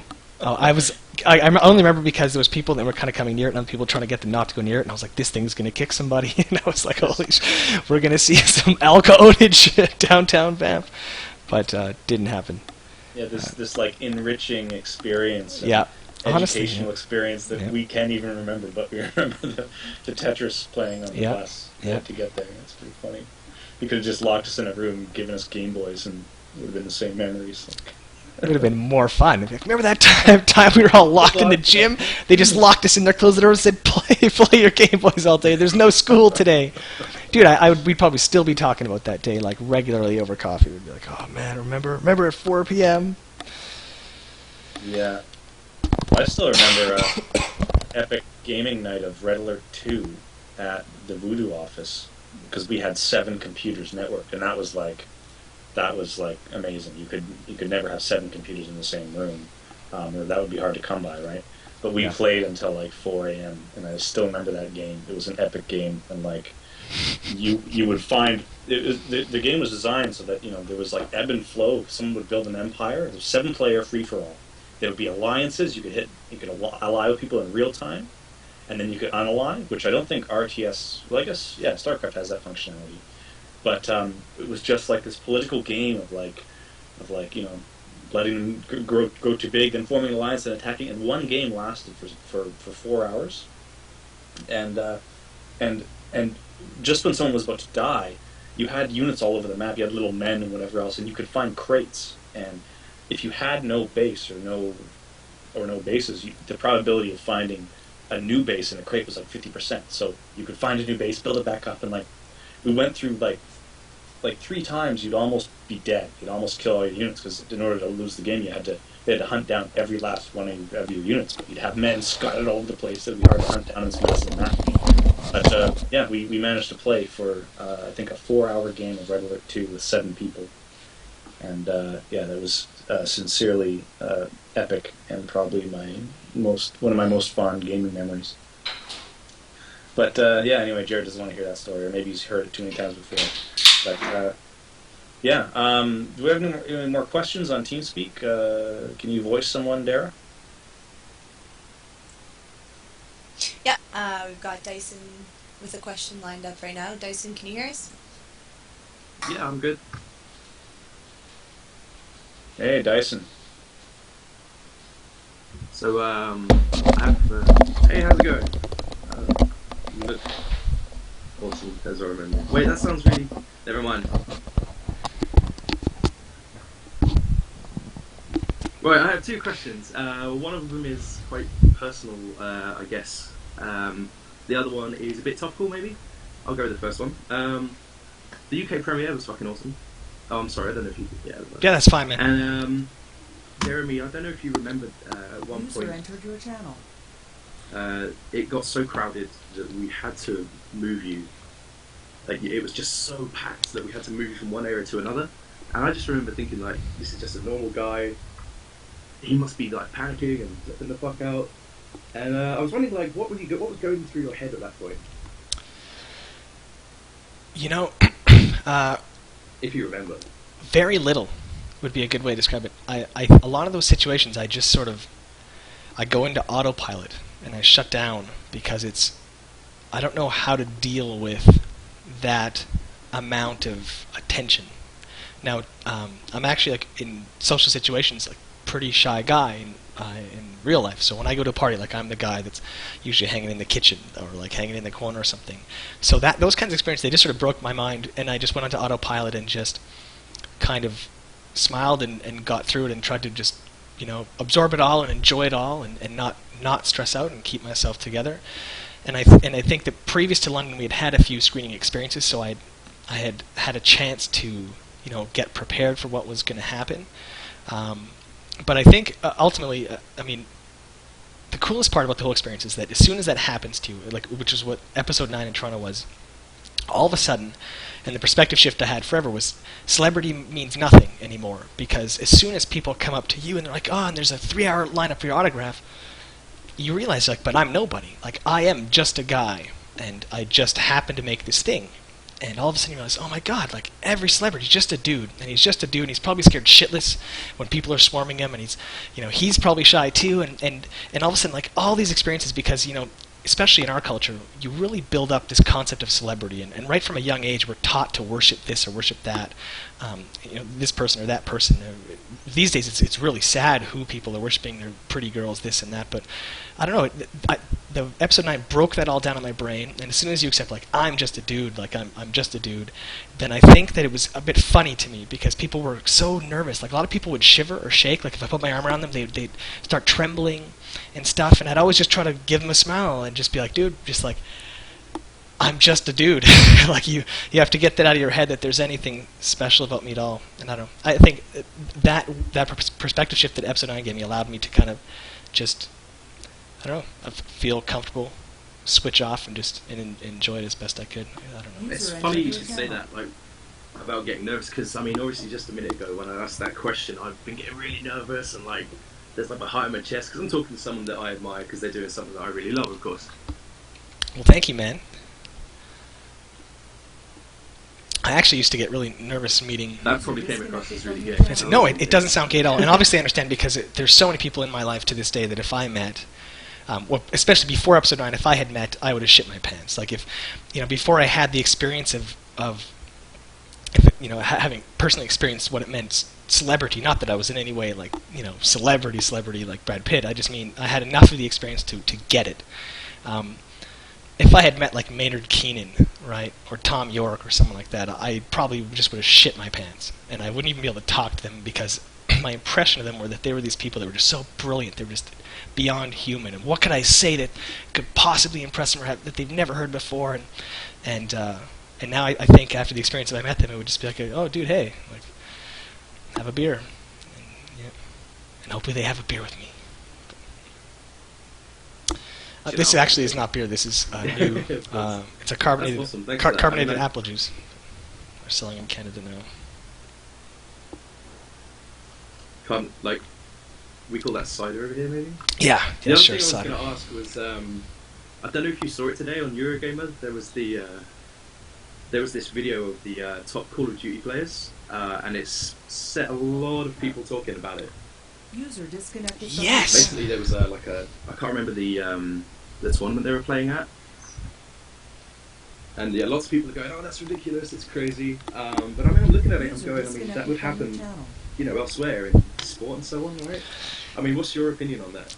My opinion is sounds like it's almost exactly yours. I saw that actually Wyman linked that on Facebook this morning, and I watched the video, and I know a lot of people were really offended by it, especially because some other esports like StarCraft, especially Korean esports, it's unfathomable that players would yell at each other like that. Like, it really seems just like the very unsocialized behavior. But the way I look at that, it's if you mic'd up any pro footballer or any hockey player, you would hear a lot worse than that. And I think that in real professional sports for the last 100 years, people don't realize like the amount of shit talk that happens to their faces at the line of scrimmage. Like, there's a reason people fight so much in hockey, and there's all these confrontation sports. It's because as they're waiting for the puck to drop, they're talking about how they fucked your mom, like to the guy's face, like this, and then bang, bang, bang, they're fighting. Getting the guy incensed and getting someone really mad. And I think people know this. If you're really mad, you are not as rational. And you're literally taking away the ability for them to make certain decisions that they might have made otherwise in a more calm mind. And so there is a strategic benefit to a lot of that, and I think there's a reason that it happens. And at the same time, you might be relieving stress on your end. So I think I'm not a professional athlete, but I think there's actually strategically a foundation there. On top of, people shouldn't be shocked by it because that happens in every sport. The only place it doesn't really happen is, as far as I know, is like Korean esports, which just happened to be the mold for esports currently. But I don't think it's going to go anywhere. It still seemed weird that they were sitting like they were at the table and he's like pointing at his face, screaming at his face back and forth, and I thought maybe they were going to start fighting or something. But I don't know. It's shit talk, and I've heard so much in my life, and it doesn't surprise me, and I don't think they should be punished or anything for it. I guess the best thing is they shook hands at the end of it. They did, and yeah, exactly. You know what? Honestly, and they do the same thing in hockey. Like, if at the end of the game you shake hands and you respect your opponent, that's it. And what was in the game stayed in the game. They're not meeting in the parking lot and fighting. Then, and at the same time, I still wouldn't do that. Like, I wouldn't be the guy doing that. It's not part of my like personal culture, if you want to call it that.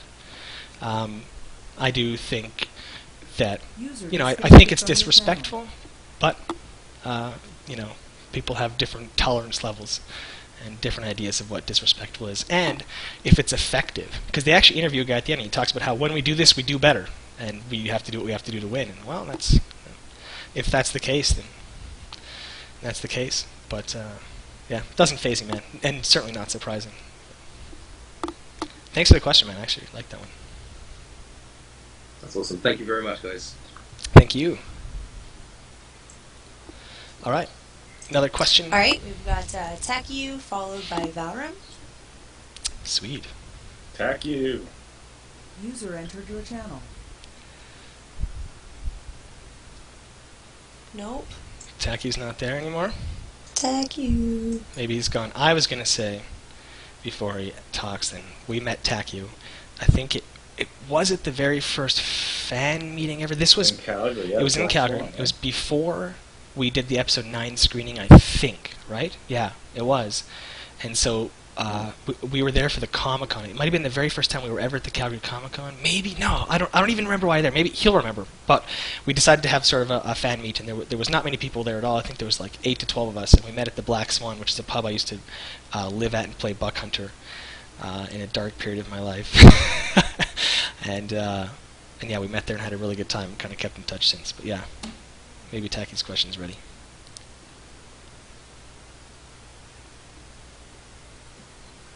Taku, last chance, bro. Maybe he's gone. Okay. Oh, there we go. He posted a picture of that meetup. He did. I had my Winnipeg Jets toucan, and this is long before the franchise was brought back to Winnipeg. Wait. You guys can hear me now? Yeah, man. I can hear you. Yep. Okay, sorry about that. So the question I had for you guys, I know that Joel/Doug has a few tattoos. I was wondering if you guys have any tattoos, as well as how do you feel about tattoos in modern society/culture? Well, I'll start. I I have no tattoos, unless you call this bruise here. I guess it's fading enough, a tattoo. I don't have any tattoos. However, I'm also kind of phobic of needles, and that's probably something to do with it, because I'm of the taste that they're very beautiful. I think, particularly on women, of course, because I'm heterosexual. But, man, and the bigger the better, too. Like, I'm not the biggest fan of small tattoos, but like if you see like a big arm or shoulder, back tattoo, and it's great work, I think it absolutely improves the image of man. I think it can be improved upon. Our skin is a bit boring. So I'm a big fan of the color, and I know that my son likes them too, because, you know, to him it's just like, it's so colorful and bright in a picture, and why wouldn't you want to change the dull human skin? But I know that it's my mom is the polar opposite and thinks they're the worst thing ever. But I don't have any, and I don't think I'll ever get any. But I love them. Yeah, for me, it's I don't have any, and yeah, they look great on other people. Like, but yeah, I think that I would have trouble deciding on what to get, and my decision process is probably like longer than my lifetime. So just because of the permanence of it all, and like, I'd be like, oh, am I going to hate this in 10 years or whatever? Yeah. So, you know, in 200 years, I'll probably decide on a tattoo, but that's too long for unless we have transhumanism happening in my lifetime. It's definitely one of my fears too. I think my record's probably 5 hours of sitting at a cursor, and with breaks, of course, to name a character in like an MMO. Because I'm like, damn it, like this is my name. Like I'm stuck with my name. There's no name changes back then. You're like, everyone's gonna call me this /T this. Like it should be easy to type. Should be this. Should sound good. And I would sit there for like hours because I just wanted my name to be good in MMO. It's like a tattoo. Holy shit, dude. There's just no way I could ever be sure of what I got. In fact, and there was a couple times when I was a lot younger where I was pretty sure, and I was like, that's it, I should get this tattoo, and I never like really had the balls to do it, and I just never did it. And now, in my age, I look back, I would not want that tattoo on me. And so I'm like so thankful that I didn't go just get that on my back, because my tastes have changed, and it's no longer, that's not like this hugely important thing in my life. So disaster averted. Mm-hmm. Anything else, TACU? Just to answer your question about when we first met, it was at the Black Swan. Mm-hmm. Do you remember what? Second time we met was at Drum and Monkey. Yes. Do you know when it was, though? I'm curious of the timeline. When was the Black Swan? That's what I can't remember when it was. I know I put it on Reddit. I think it was end of 2004, in December, I believe.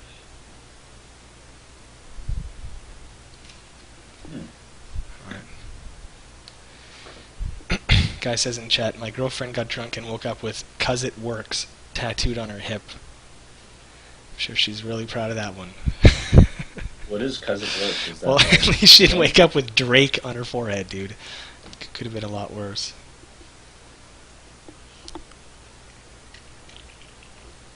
Anybody else have any questions? Yeah, thank you, TACU. I remember actually the Drum and Monkey was the first time I met you guys. I was 17 years old, and it was the first time that I was going to a bar underage. Really? Wow, I didn't know we also had that honor. That's that's cool. And do we know you were underage at the time? Were we like inciting law breaking there? I don't think I told you guys. Okay, good that I'm off the hook. That's funny. Well, the drinking age, by the way, in Calgary is 18. In case it's like 17-year-olds look just like 18-year-olds, really. Yeah. That's coming out so wrong. Horrible. So we have. Didn't it seem like when we were growing up, there? didn't it seem like 21 was just so ridiculously old to like have a beer in public? It was. Like, oh yeah. Like I still think wonder it's if that's ridiculously ever old. going to change in the U.S. because it is like. I don't remember. know. Yeah. Anyway. Yeah. User entered your channel. 12/17/2004. December 17, 2004 was the Black Swan meeting. All right. There we go. It's been solved. Who's got questions? Well, I guess I was going to ask you a couple of questions. User disconnected First one from that I your was going to channel. ask was if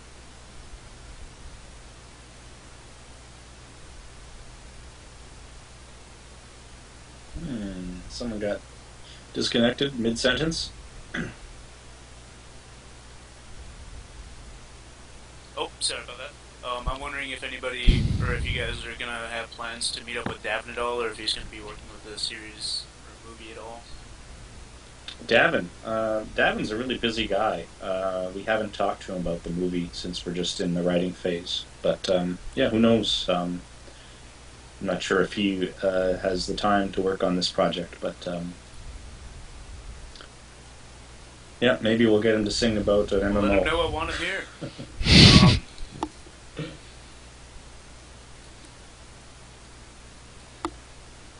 Second question I have, though, I was actually wondering if you guys plan on doing any streaming later in the night. Usually I'm at work and I get a text on my phone saying that you guys are streaming, and I feel terrible because I'm not able to make it.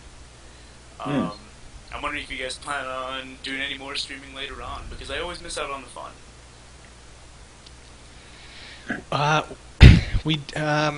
Well, at this location, our absolute cutoff for any night is 9 p.m. So, so long as we want to have 1080p, then we won't be able to go past 9. But we will also have some streams even earlier in the morning. We'll probably end up doing some 11 a.m. ones. So we'll have start times ranging from 11 a.m. to 6 p.m. Eastern in this place. But until we're streaming somewhere else, I don't think we're going to have too many opportunities. But we actually it depends. Like, if the hosts of this place are, say, going away on vacation, then that would be maybe a great opportunity for us to have like a late night stream, which I would love to do too, because I realize there are people that 11 to 6 doesn't always work for them. At my location, you could probably stream one thing that I guess 720 or maybe even 1080. Yeah, we might do it from my location sometime, in which case we could do an epically late, long gaming night. Yeah, we could do till like 5 in the morning or something like that. Yeah, so we'll just have to see when it works out in our schedules, and it'll be a good opportunity. We could even stream us doing the Dota announcer pack. You can just leave the stream on while we record. That could be a fun thing too. A lot of people really liked your synth playing. We have to get some more of that at some point. You mean the Rhodes or the synthesizer? Oh, sorry if the Rhodes isn't a synth. Fucking pretentious. No, I was wondering if you want a Jupiter 8 or you want... Well, I just wanted to have to quit my job to play with you guys, I guess. No, don't quit your job. We'll do an epically long and late stream one of these days. Thanks for talking to me, and to answer your question, Valve does have a minimum required payment in order to make stuff, I believe. So I think if you put on the announcer pack for like $5, you should be fine. Okay. Sweet. We could always use those proceeds for the movie anyway, so even if we can put it to a good cause. Or charity. Yeah, exactly. Awesome. Thanks, guys. Take it easy. Thanks for the questions, man. Work right now anyway. So have a good stream. Bummer, dude. Later. Speaking of charity, I'll take a second to say, in case anyone in the chat doesn't know, I'm working with the same charity again, Frag for Charity. This time Saturday, April 6th, during the afternoon. It's a Saturday, and I'm hosting like a League of Legends stream thing. So should be pretty cool. This user, man. Yeah. So join me and go to Facebook and just search FOGL. You'll find it. The actual competition is only open to Canadians, but anyone obviously from anywhere can watch it. So totally, man. Check it out. And cool. Anybody else want to get on the TeamSpeak and talk to us? We have XXMLG 360 No Scope 420 that has a question. That's awesome.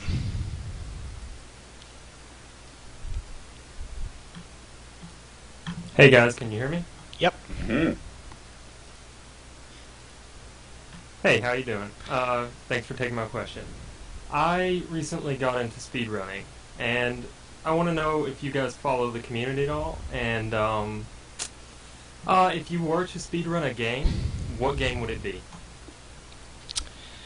Now, I don't actively follow the speedrunning community, although I've known of some people that speedrun. But I did as a kid, before I think there was really an established community, people knew what it was called. I used to speedrun my games and time myself. Old school games like Super Mario Brothers 3, and then that led into me getting into racing games, where I became obsessed with time trialing, which I guess, speedrunning is taking a game that wasn't meant to be raced and racing it. So speedrunning obviously isn't time trialing, but as close as I come is that I'm a big time trialer. There's something really satisfying for my OCD about just shaving off a thousandth of a second and just getting closer and closer to perfection. And I think it's that same drive that drives speedrunners. I have watched the killer speedruns, like the whenever a world record's broken, I might go to the stream or check out the VOD. I watched it recently. It was Ocarina of Time. I don't know, someone broke a Zelda record recently. It's pretty phenomenal. I really appreciate it. But I don't actively follow anybody. I had a guy when I was living in a dorm room. He was my across the way neighbor, and he was a speedrunner, and he had the world record in perfect dark. I don't even know what console that game was for, but he was really into it. He was really into the community, and he had a very obsessive. Has a very obsessive personality. I could see him just like, he would do the speed runs. He would start again. He would take a wrong corner or whatever, and then he'd just like, okay, restart the level, whatever. And I would watch him play this, and it didn't look like he was having fun doing it. Like, it looked like it was an obsessive thing for him, and I don't necessarily have the patience or the personality for that kind of thing, but I could, I witnessed a lot of speed running during that time. He was a very interesting guy. Remember, you know who I'm talking about? Jarett, did you meet him? Derek? Yeah, Derek. Yeah, I don't want to say his last name. Yeah. First names are okay, man. There's lots of Dereks in the world. Yeah, lots of Dereks. Yeah, I did meet him. I met him once, shortly before he moved.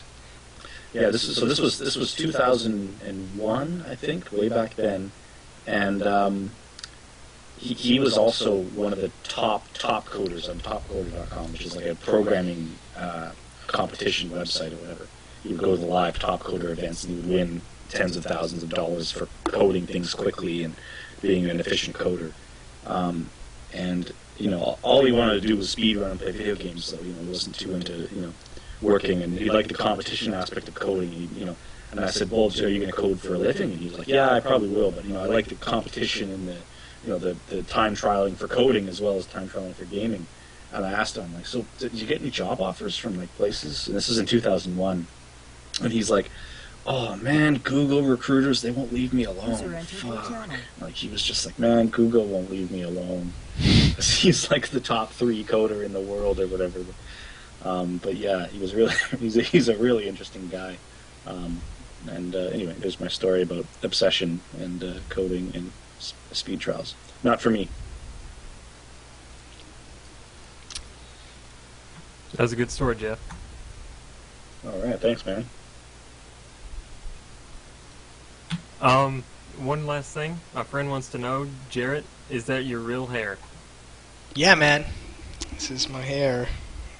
It's not a wig. It is. I've never had any hair transplants. Alright, now we know the truth. That's a funny question.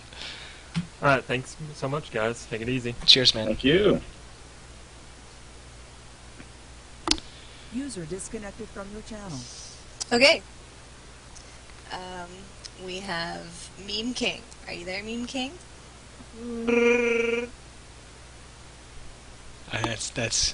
That's a yes. Hello. Hey. User entered your channel. I've just been admiring your facial hair, Geoff. Quick question. Have you ever thought of growing a handlebar mustache? Yeah, no? Well, if you, I don't know. For me, it's hard to get this connection here. This part. Sometimes it doesn't connect at all for people. But I don't know if I could rock a handlebar just because of the lack of continuity in the handlebar. It'd be like, what is that garbage on your face kind of a thing. But I don't know. I want to shave it down into something different, like either like the top or like the Spanish sword fighter, or I don't know what else you can do, but I don't know. I want to experiment with what I can do with this. This is the first time I've rocked a goat, so... The Fu Manchu. The pencil. The, like, French, like, World War II fighter pilot. Just like to say...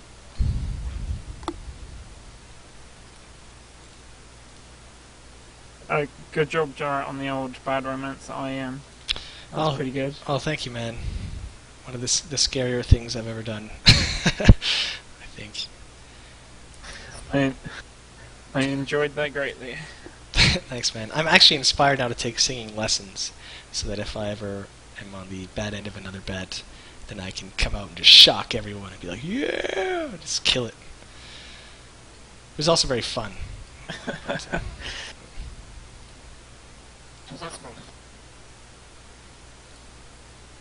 Also, I had a serious question. A lot of the stuff I see you guys playing in all the like TV show and the online series, it's all just like multiplayer games. Do you play any of like modern single player games much?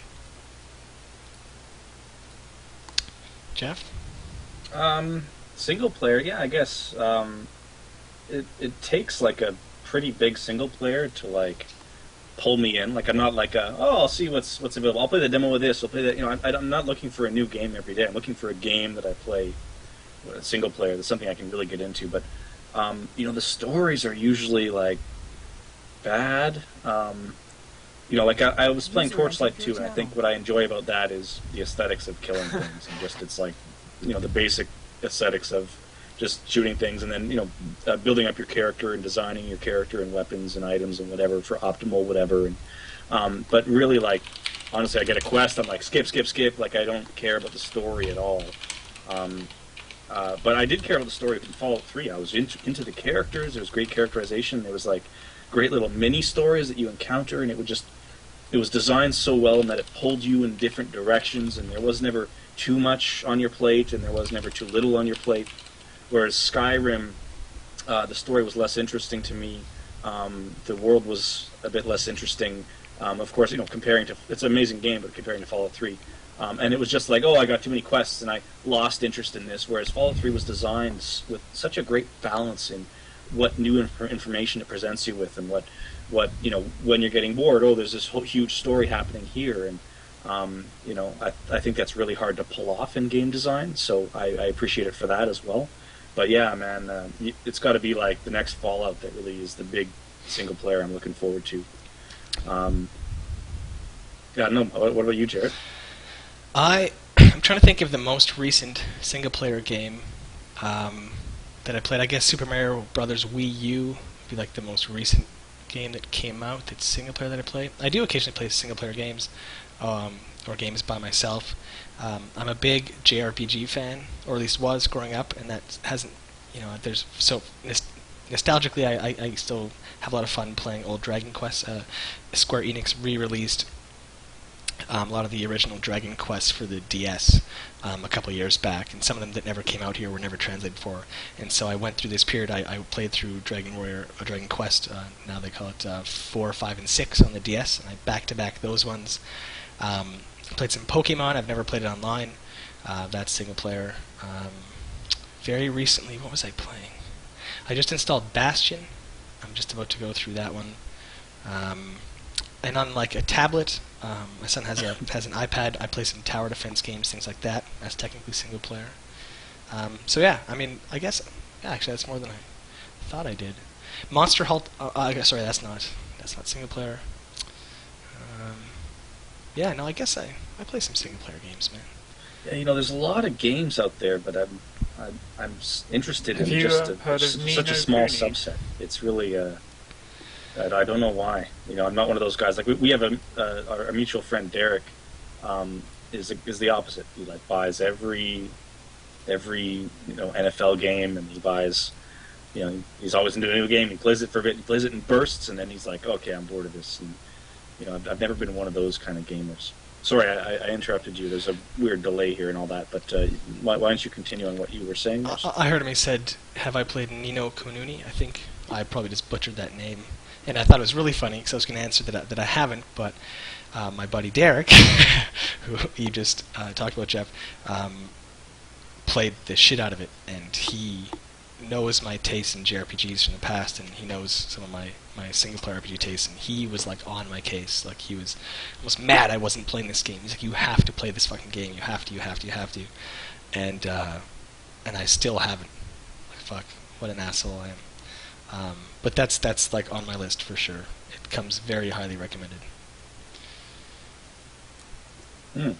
Yeah, I thought It's it was kind of strange. It's like first Studio Ghibli game ever, really.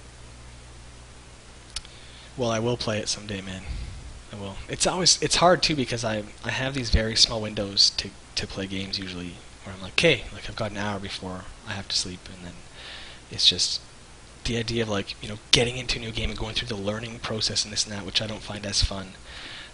Compared to like, I can just hop in and play a quick game of LOL or play something I'm familiar with, or hop on my DS and just play a little bit of Tetris and go to bed or something. It's just I always just default. It seems like the lazier path, like just playing a game you're more familiar with because you've got so little time.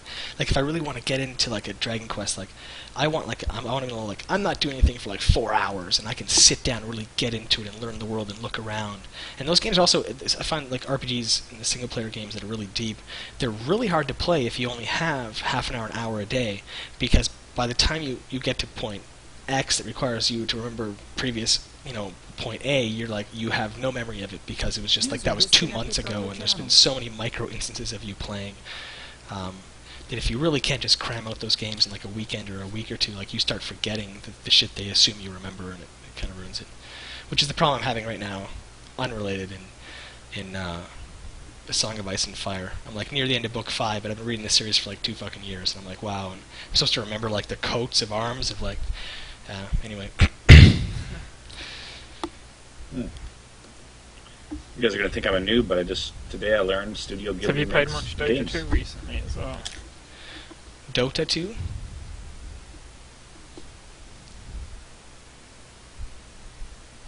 Yeah, since like ages User ago. disconnected from your channel. Sorry. I've got too many questions apparently. Okay.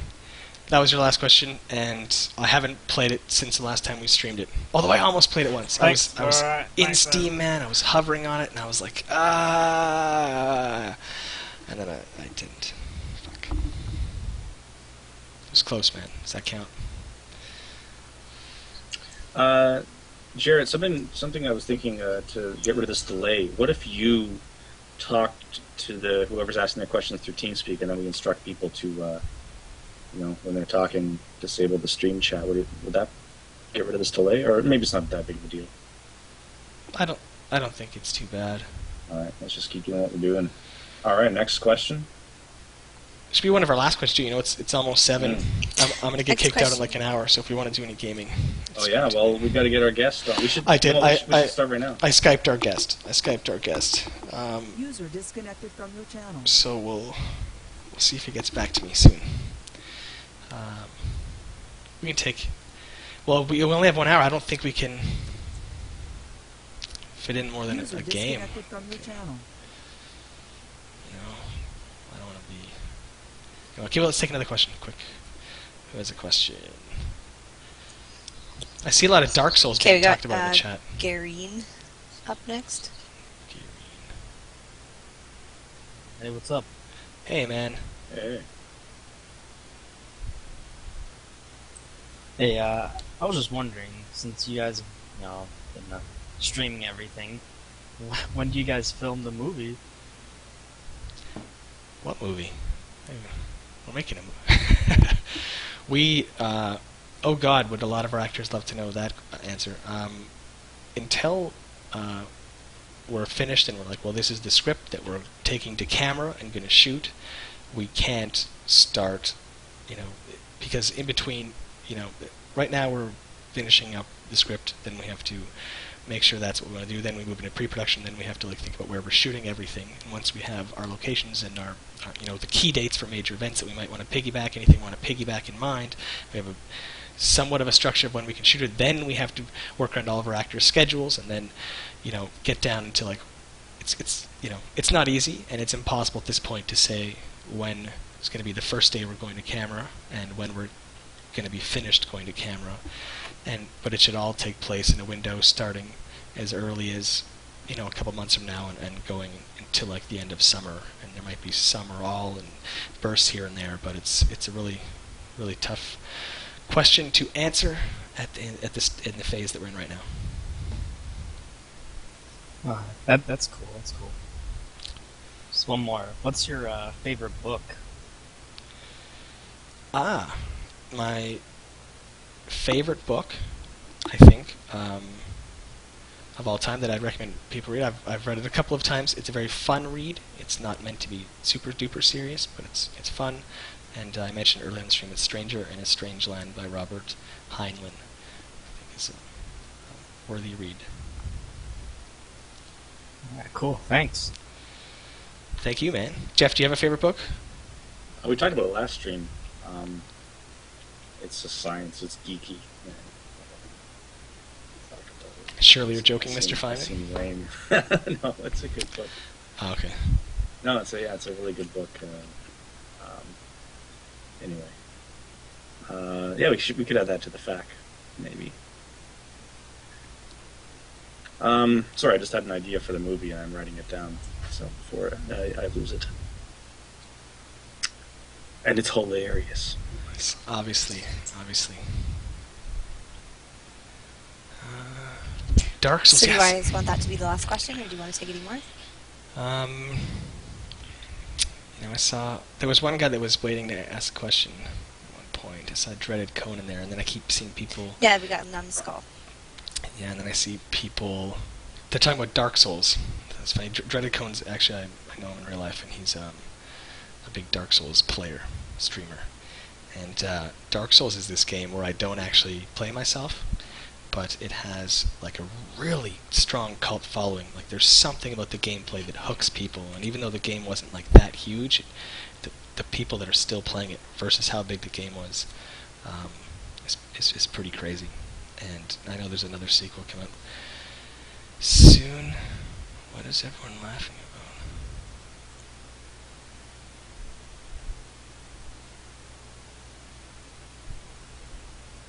Someone just pasted something that they didn't expect to, or whatever.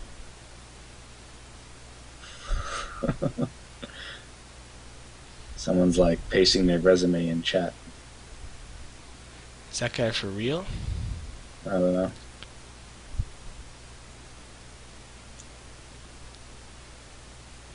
That was an accidental copy paste? Oh, okay. Yeah. That's okay, man, because these chats aren't saved forever, so your embarrassment's very temporary. Your embarrassment is very temporary. Words of comfort. And good luck on getting the job, man. How do I gift you a copy of Dark Souls? That's on Steam? So my buddy plays it on Xbox 360. So he'd be sad to know I got it on Steam. Unless no, there's no way they play each other. I don't know how you give some. I don't really know. My alias on Steam is the same as my League alias, I think, which is 007, bro. OOVII.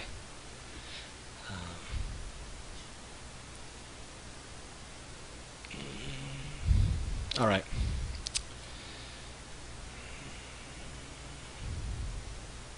All right, so let's load up some game here. Okay, I will.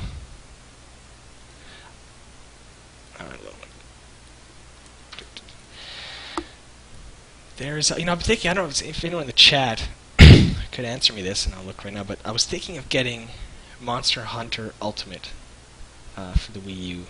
I've never played a Monster Hunter before, but being a fan of JRPGs and the fact that it's like the biggest franchise in Japan, like it's crazy how big this game is. And I was thinking of picking it up, actually for the Wii U and the 3DS, because I think that they like interact, and then you can like take the same character and you could like basically you could like level up when you're on the subway, and then come home, be like, and input your, you know, you'd like keep the experience you got on the subway, and then boom, you play your guy at home, like which is like brilliant and something I would have dreamed of being able to do as a kid. If I could like level my guy in Dragonware while I'm at school and then come home, and it's like that'd be amazing. But I don't know. I like Grindfests. I'm a grinder, man. I've never complained about grinding. I would take grinding any day over like questing, like in World of Warcraft. In fact, when I played WoW, I did mostly grind. To me, like shit game is go get 10 pieces of thread, or the worst, go deliver this letter to that NPC over there, and you run there and it's like experience comes up, like cool, like I feel so good about myself. I don't get anything out of that, but like optimizing your grinding patterns, like figuring out the perfect spot, the perfect place to pull, how fast, and I used to time out how quickly I grind, time out my experience per minute, like I used to just keep track of all my numbers, and like you're trying to optimize, and you're in a constant state of optimization, like that was like fun for me. So like I prefer grinding RPGs than to like shit quest RPGs that have like zero story and are just there for people that complain about grinding. But,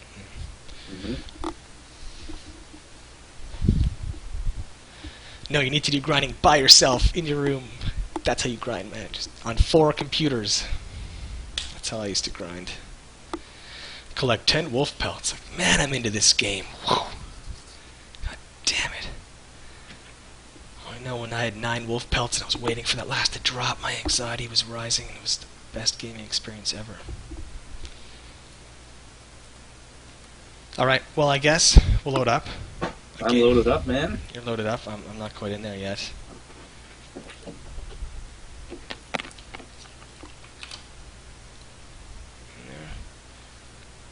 Oh, that's never a good sign.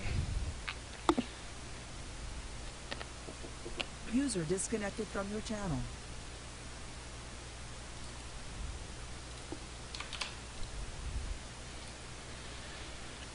Are we taking a last question? Or was that our last question? Depends on our special guest. Let's take one more question, because I don't think we have time for 2 games. So either way, we're playing 1 game, so I might as well wait. So Someone wants to buy you Dark Souls, so they want you to accept their friend request in Steam. all right. In the chat, fam, there's some people. Contra's been sitting there a long time. Hello. Good question. Who's talking? Oh, hey, someone's talking to us. Go ahead. Numbskull, I think it is. Oh, good day.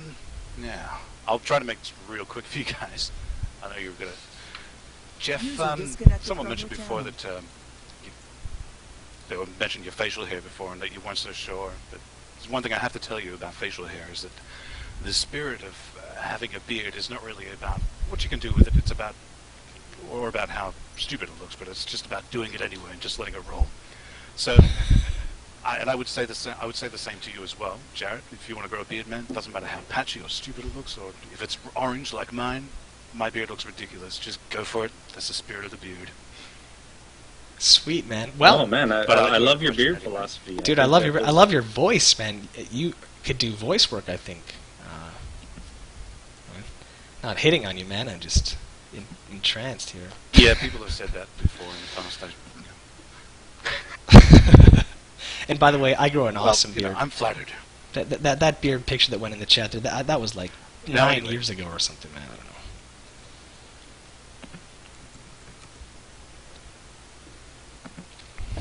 I might have to look this picture up. Okay, but anyway, my question. When I first started watching the show, for the first few episodes, like the first three episodes, I'm sure others were too, I was wondering whether or not the show was, like it was literally a documentary that was always shot in real time without actors. And I just wanted to know if this was the original idea for the show, and you tried to hold onto this for as long as you could, or if right from the start it was designed to look like it was genuine. it was mostly, but after I would say episode 2, it was definitely something we wanted to keep because it gave the show a certain mystique that does not exist for any other TV or film because you can't. Like, in fact, there are union rules in place that you have to credit the people that do this and that. You can't get a bunch of people to work on something and put it out with no credits. So we were in a cool situation where everyone that had worked on the show said, "Yeah, I don't mind, fine. Like, don't give me any credit." But the truth is, for the very first couple of episodes, at least for me, the reason we didn't credit it is because I was worried that I never thought it would become this big thing and something that people respected. I thought, we're getting a laugh from a couple of guys on the CNC forum, and I was worried for embarrassment's sake that this might come back to haunt me, that my friends and family might pull this video up and show it at parties the rest of my life and embarrass me, and it would be something that I don't want my name on. I was just worried that I didn't want to attach it to my real name forever in case it just became this thing that was so bad that people laughed at it and everyone hated it, and it was embarrassing for me. But as soon as it started to develop a following, and everyone thought it was really cool, and the show was taking off, and then I no longer felt that way at all, but I did appreciate that it now had this cool mystique to it where the non-credited show really helped go that extra distance to blur the line between reality and fiction, and especially the fact that it was this mockumentary. It was so perfect. And up until episode 9, when we started throwing microballs, a huge percentage of our fan base thought the show was real, that that's exactly how I talked, that Geoff was my brother, and that we did this stuff. And it was sad for humanity. After episode 9, some people kept thinking that too, and asked me how I threw the balls. How do you throw the balls, Jarett? Well, thanks for answering my question, guys, and good luck with the beer, Geoff. Oh, thanks, man. Thanks, man. I channel my inner micro man.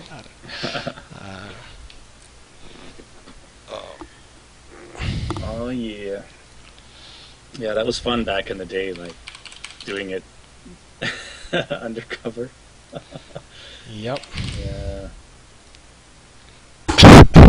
It was cool. I thought. It was unique, and yeah. I miss those days. I was actually really worried when we did credit ourselves, because it had to happen. Hello. I was worried we were destroying this mystique and that we were going to damage the show. But the good thing was it wasn't a decision we made, because people had found out at this point the show got so big that our names were slipping out on the forums, and people found us in real life, because the reality is we have to walk the street. And I started, especially in the height, around episode 12, the show was so big at that point that if I were to walk down packed Bloor Street, Toronto, and get lunch and come back, chances are I'm going to get recognized by one person or something. And it was just impossible. And so we thought it's better we reveal who we are than than fans, I guess. Anyways, hey man. I think I heard someone with a question. Yo, how you doing? Good.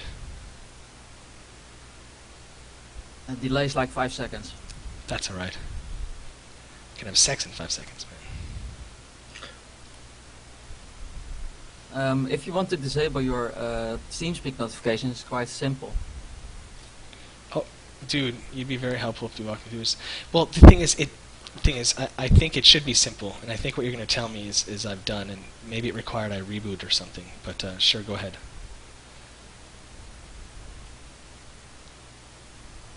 Go to settings, options, notifications on the bottom on the left side, and then you can choose a sound pack, and you can disable all sounds.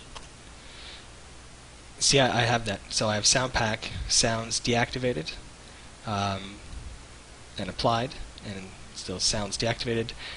Just for extra, while output muted, I play no sounds. Then I went into every single sound by expanding them all, and then I manually unchecked every single sound in all of TeamSpeak and applied that, and not a single sound stopped playing. So all I'm thinking is maybe if I rebooted TeamSpeak, it would have worked, but I didn't want the hassle. We'll get it sorted for next chat. Someone else gave a good idea too, where they said I could rename the folder that holds the sound files, rename the sound files or something, and get them out of it. That would help too. But we're nearing the end of this chat anyway, so. Jarett, are you making a game in LoL? No, I'm not making a game. Okay, well, our guest is not on my friends list, I don't think. Is Are you gonna our play guest Team on Fortress your 2 friends again list? sometime? Team Fortress 2. I don't think I will. I haven't played it in a very long time. I actually played it like a lot. I'm at- quite at into it. release. Got over 700 hours. Yeah, dude, there's still like a massive community. It was actually Geoff got really into it after I got out of it and played it for a lot longer, so he'd be better to answer a question if he's coming back. Yeah, man, I played a lot of TF2. Engineer, man, it's my favorite. I even played Team Fortress 1, the mod, back in the day, and I loved being the engineer, setting up the turrets, man. Oh, rocket turrets. They were OP if you used them in certain ways. It was before it was like I'd that. like to blow you up someday.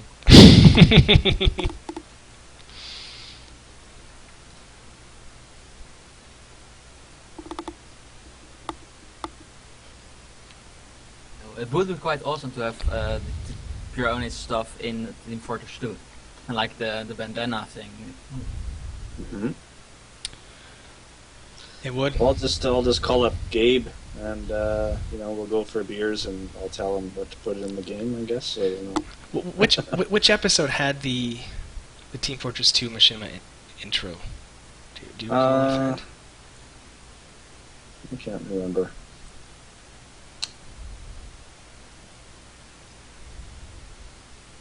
Anyway, have you? Hopefully he's seen it, man. Maybe he doesn't Not even sure. know. Oh, you'd remember. It's Team Fortress 2. It's your favorite game. Yeah, I remember the part, but I'm not sure which episode it's in.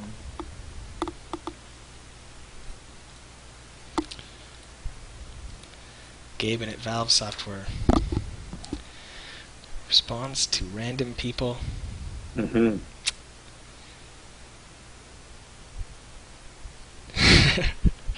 What products do you use in your hair, Jarett? It's like a, what do you call it? What do you call it, Geoff? Like a, not a paste. I'll give you the type of product because really the branding is irrelevant. It's like a wax. No, is it a wax? What do you call it, Geoff? I My don't. words are It's, failing yeah, me. it's not gel because it's No. like a solid white color. Yes, it's not. It's not mousse. It's not gel. It's kind of like a putty, I guess, and it's white or maybe a light beige, and it's pretty Fourth thick episode, stuff. second season. There you go. Struct pliable molding cream. That's There you what go. it's Well, yeah, I think mine's called the pliable molding cream as well. So there you go. called. It is a pliable Yeah. molding. And it's great because I used to use like gel, and then it gets this really like shiny look, and I already don't shower for like huge periods of time, so I don't need to add any shine to my hair. Comes after days of not showering. But don't judge me. All right. So how are we getting this game started? Do you want me to start it? And is our guest online? He says 1 sec. Okay. So yeah, why don't you boot up a game? We should get a full all fans. I'm not sure if you can hear it in the accent, but I'm from Holland. I can hear your accent. And when I was in Germany, I learned that Holland is not the same thing as the Netherlands, that it's actually a subset of the Netherlands. And here I was, and I think the whole rest of the world thought that Holland is interchangeable with the Netherlands, and they mean the same thing. Unless I got trolled and you're about to tell me that I'm wrong right now. Well, yeah, there was a YouTube. Now it's officially it's called the Netherlands because in Dutch it's Nederland. Yeah, Nederlands and noobs. But inside the Netherlands you have a couple of regions, provinces, and one of them is North Holland, and the other side is South Holland. And yeah, that's why people call it Holland. Sweet, man. All right. Well, that was it for the questions, man. Thank you to everyone that hopped on TeamSpeak. and thanks to our gracious hosts, clanplanet.co.uk, for hooking us up with a way to actually talk voice with our fans in a moderated fashion, which they helped us moderate. So big thanks specifically to Alex at Clan Planet for helping out. So thank you guys. I will actually, well, I'll put a link in chat here. Maybe he can put a link in chat if you guys want to check it out. And we're about ready to get into some League of Legends, and I think that we're going to have a game, me and Geoff, bottom lane, because Geoff is now playing support. That's right, man. He's going to support my AD carry, and then we're going to have me bossing it up, highest ADC for sure in the game as the AD carry, and then I think we're going to have Athene play mid for us with his boss Rise, and I think that will be completely unstoppable. And then we should be able to, Graves, I'm going Mafia Graves, fuck it. Graves, Geoff's going to be Sona, Rise mid, and what, 7 fans in there? 7 fans, right? Oh, we're going to play against the fans? I think we should. I think we can now, because, I mean, really, I think that you're 30 now. Bring on the camping, man. Bring on the camping. Let's see what you got. Let's see what you got. Yeah, I think that's cool. We get 7 people in there, and that'll be fun. So, are you going to bring Athene on Skype? I'm going to try here. He's typing. You can tell that little. He's moving. Oh, not anymore.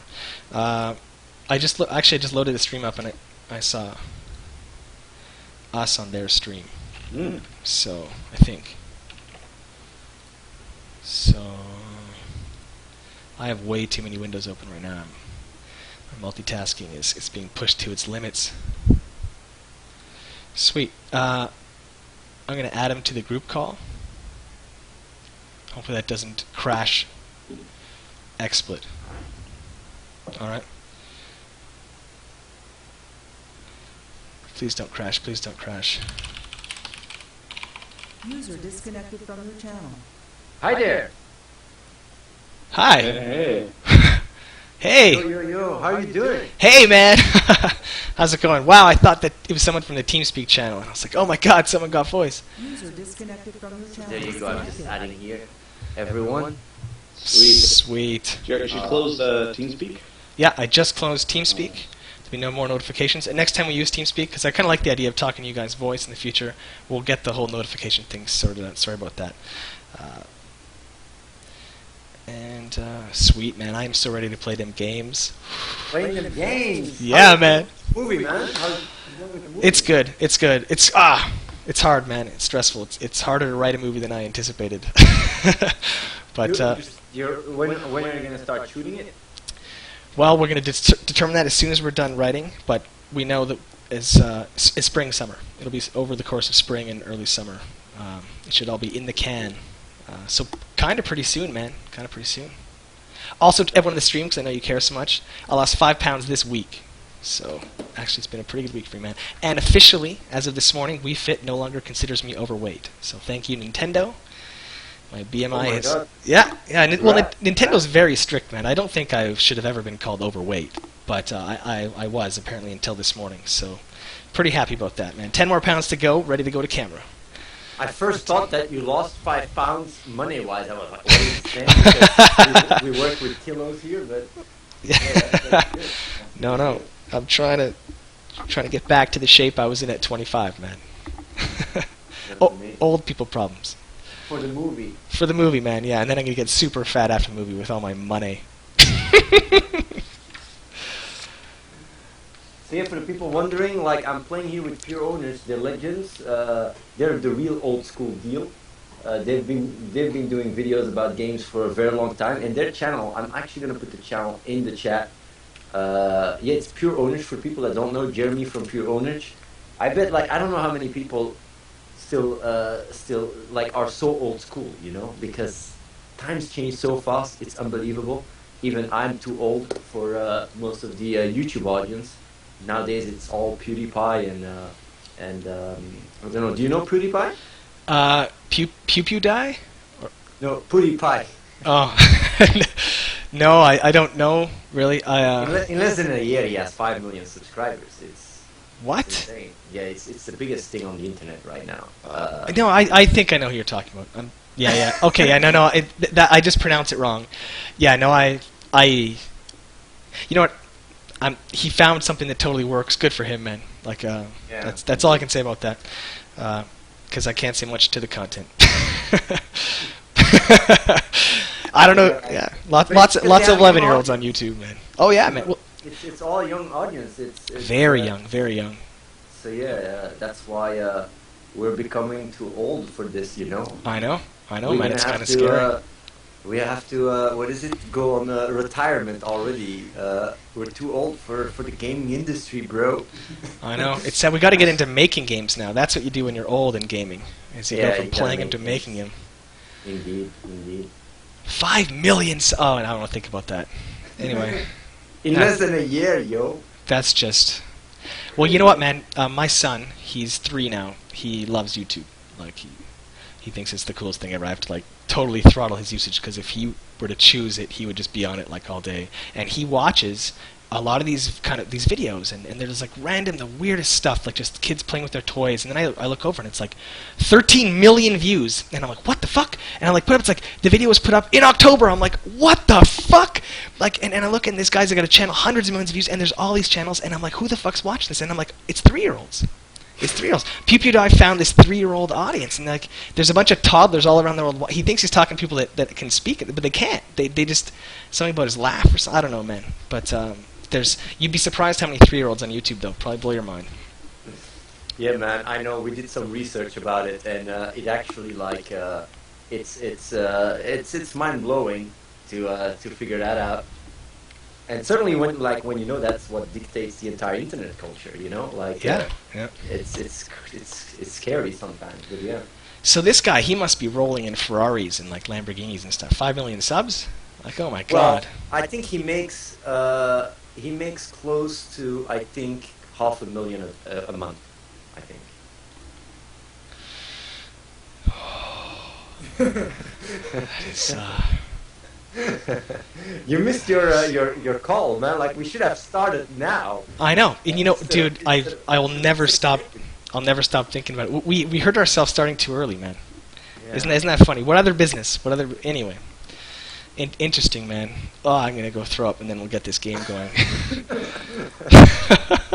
You know, I have the same problem. You know, we're struggling because our content is too mature. It sounds really crazy, but that's just how it is, you know. Yeah. It's that simple. You wanna get a mature audience. You gotta make Game of Thrones. Like, maybe we should start our own Game of Thrones. This is a good time to announce to everybody. I have a new YouTube show coming out. I was gonna actually wait next month to announce this. This is my plan. It's called Bolly Bounce Bounce. Look for it on YouTube. It's gonna be fucking huge. What's dude. your YouTube channel? Can you link it? It's not up yet. But it's going to be Bolly Bounce Bounce. So don't miss it, man. YouTube channel. Yeah, that's gonna be, man. No, I'm just trolling, man. But I have a YouTube channel. It's Jarett.com, and just one word. But I only put up little videos when I'm doing charity work on there. By the way, Reese here. Hey there, guys. I saw the latest video. That was really good. By the way, I liked it. Thanks, man. Oh, thanks. Yeah, I like my little videos I make. Not too many people watch them, but I'm happy with them. I love the fact that you guys do all the charity work. I know for the very few people that somehow in my chat don't know who Athene is, he does like a hell of a lot of shit for them kids. And, man, you actually like went to Africa, right? Like I saw some video. Yeah, I went there, man. Like, I can tell you, if you want to do something crazy, like, go there. The experience is insane, man. Like, if you hold a baby and you know you can save it for less than $10, it changes your life. You know, it destroys your entire paradigm that you grew up with. It's surreal. It's really surreal, and that's their reality. You know, it's crazy. And they also play games. You know, they play football, and like when they see a laptop and stuff, and they, like, for them, it's, you see their eyes. So maybe it's good for part of the movie. I don't know. Like their eyes, they start glittering, or is that the word? I don't know if that's like they start to flunk or whatever. I don't know what the word is in English, because they've never seen it. Yeah. They're just like, they just don't know. Like, like some of those towns have never seen a TV.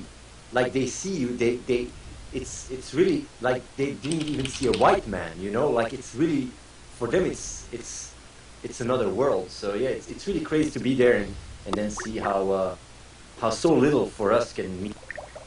Oh shit. Uh-oh. Athene, if you can hear me, you just got dropped. Damn it. Why Skype? Fuck. Geoff, are you back now? Yeah, I'm here. Yeah, Oh, you're what's back. going on? Why? What is happening, man? Oh shit! Did... Athene dropped when I tried to add you, and now my Oh. call's failing. Motherfucker. I'm gonna try. Call fail. Won't even let me try. I'll call you both back. Okay. Hold on. God damn it. What's in here? Call on hold. No, don't do that. Don't do that. Shit. Yeah, now it's not anymore because I'm fucking retarded. Huh. Okay.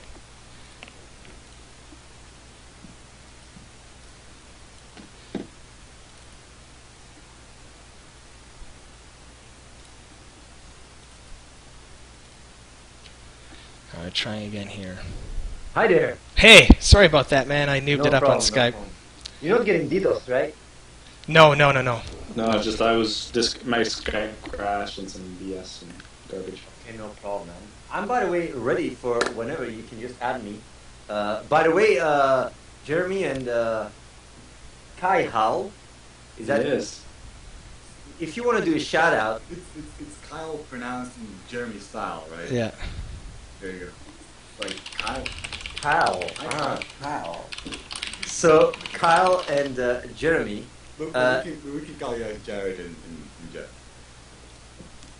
Right? Yeah. Or we stay in character?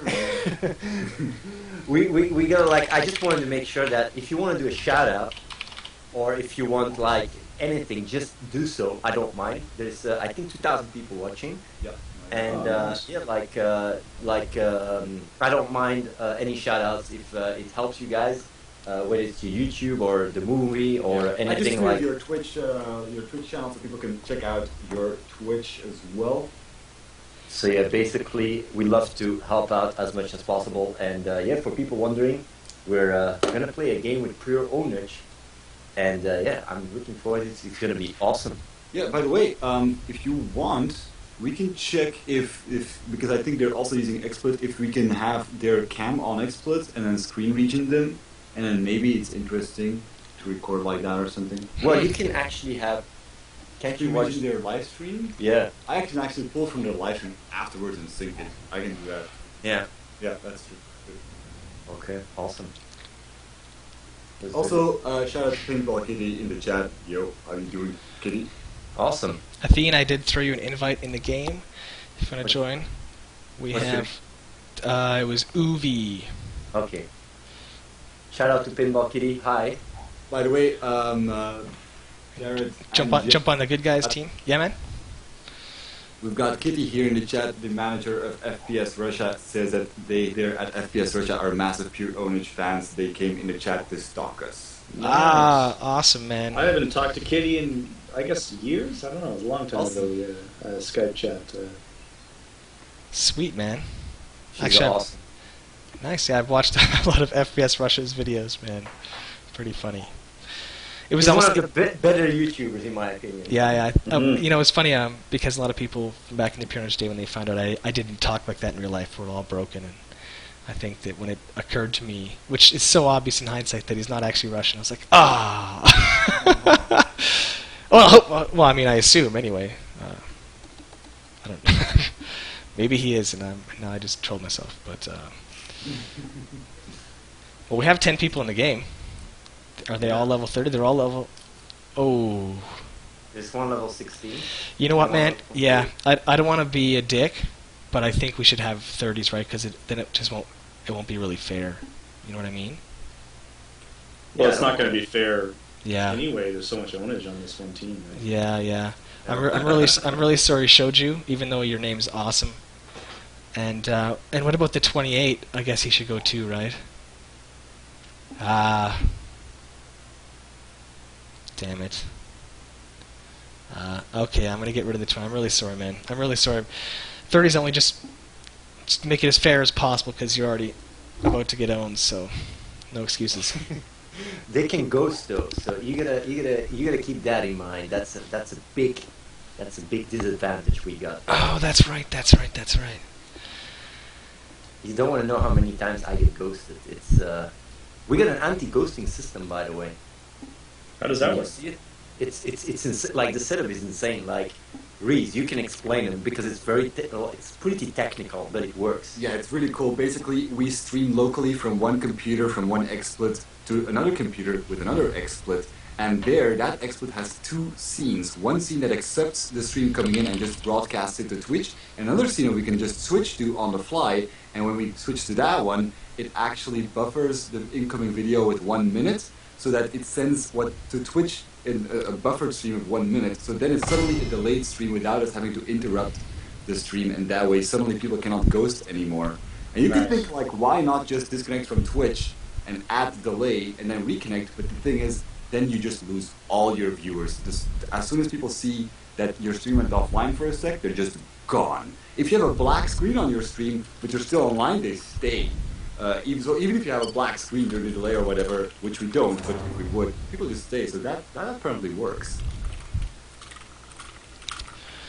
Nice down, guys. Oh, see, I knew that was gonna happen. Oh man. Yeah, I knew it was gonna happen. You knew it was going to happen too, didn't you? Yeah, of course. I can't even blame them. Shite. They're going to ban Soraka now, I can guarantee you that.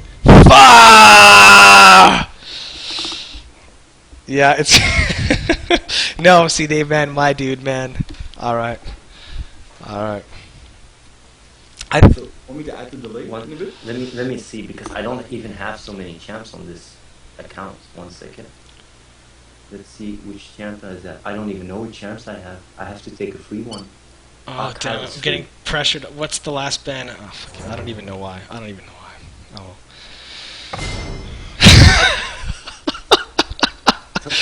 I told you, this is going to be a hard game. Is there any... I can play another champ, but I'm not going to even name it because then they're going to pick him.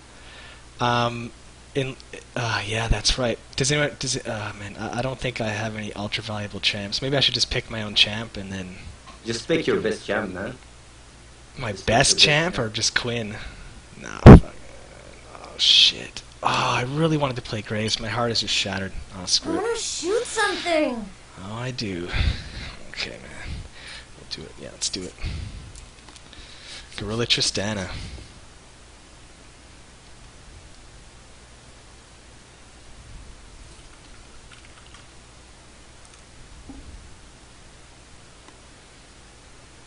Yeah, we can't even. You know, you could type me in. Ah, in.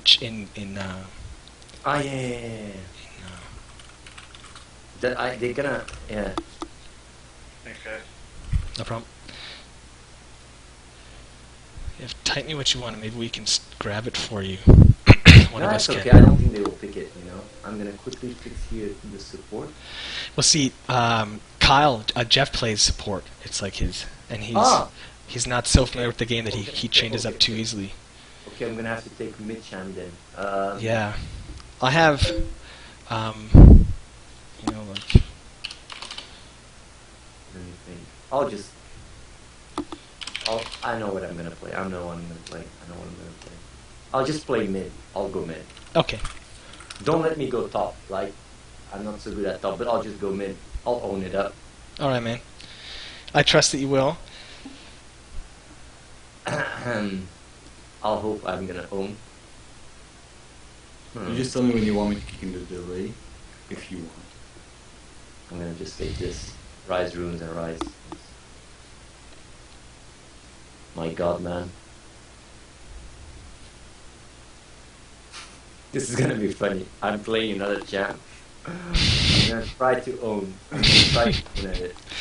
You know, if you're, and now obviously I haven't played like you have on Rise, but I just put a champ in chat that to me feels very similar when I play them. They're very like upfront, burst heavy. I would love to play Lux, but I don't have him because. What about the one I put after that? They took it. Oh my god. Who chooses that? Okay, alright, fine. Dude, then you're loving it. Dude, that's a great matchup. Oh, yeah. I'll play fiddle, yo. Yeah, man. Fiddle in the middle, dude? Yeah, fiddle in the middle, For yo. sure. I love fiddle in the middle. Skarner jungle? Look, they banned Ryzen Soraka. They forced me to play another champ. But that's good. Else they had totally no chance. We gotta give them some chance. You know? So, can you get by at your elo with just, like, Ryze Soraka? Yes, Yeah? easy. And everybody, like, every time I ever tune into your stream, you're always on Ryze. And just, like, when you join, everyone kind of knows everyone, and you're just, like, they just always give you mid, and always give you Ryze? Well, no. Sometimes I have trolls and they ban Ryze. And they also ban sometimes Soraka. But I still play them Blitzcrank, or I play Cale, or I play support. Because, yeah, like, it's my second best role. The problem is that you cannot carry as a support, so it's harder. But on top of that, when people in your own team ban Ryze and Soraka, you know they're gonna troll and feed anyway. So yeah, what you can do about it? So yeah, that's a big issue when we play. I get a lot of those kind of trolls. I can basically play all champs, but not that great, but I can. That are ranged. I cannot play non-ranged champs. Like the melee ones, I'm terrible at it. Yeah, same here. That's ranged is much easier. So yeah. And for the chat, I'm going to jump to the game as soon as the client starts loading. The way that League works, it's kind of weird. It's a different executable. Anyways, yeah. Okay, I'll load the game in a sec here. If you need to get used to brawler champs, you should try Gangplank. So you have kind of a mix of both. Yeah. Is Gangplank still viable nowadays? Not super, but it'll get you used to playing, like the brawler type style while you still have the poke. Because you're comfortable with the poking, right? So. Yeah. And he's a lot of fun because you can just pull people with a full screen ult. So I know that's your thing. So. Yeah, like his ult is really good. Yeah, maybe I should play Gangplank. Wait, I'm going to try to be as quiet as possible and let you guys entertain and do your thing. I just try to get Diamond League as soon as possible. That's what I try to do. And that's why I don't play that many champs, else I would be playing all kinds of champs. But, yeah. Because I'm not so bad. Even when you're doing amazing, but you still lose the game like we've had the last couple days. So you guys are all level 30, so you guys playing ranked? We just play together normally. Yeah. People in the chat are saying put my webcam box over the mini-map, but it doesn't move on its own. It's tied to that other box with the logos in it, and I'm not good enough in such a short period of time to... Oh wow, seriously? Uh-oh. I have a weird client bug. That's no good. My client's in the bottom right quadrant of my screen. What the fuck?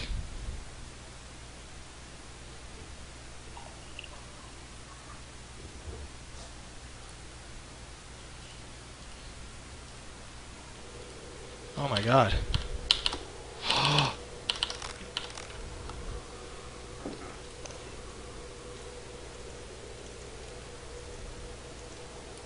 Oh man. I might be in a lot of trouble, guys. Uh-oh, what's going on, Jarett? My client completely fucked. A summoner has reconnected. Fuck! Welcome to Summoner's Rift. I think I'm fucked.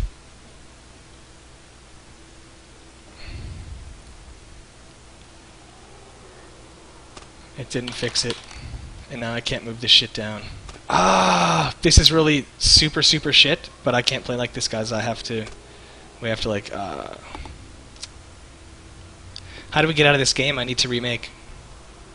Just all leave. Alright, sorry. Fuck. It's okay. We all leave, we're all going to be... And no, the fixes people are posting, they're not working.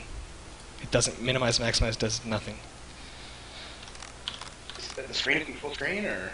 Yeah, I switched to full screen, but my resolution's all garbage now, and now... Try pressing Alt-Enter again.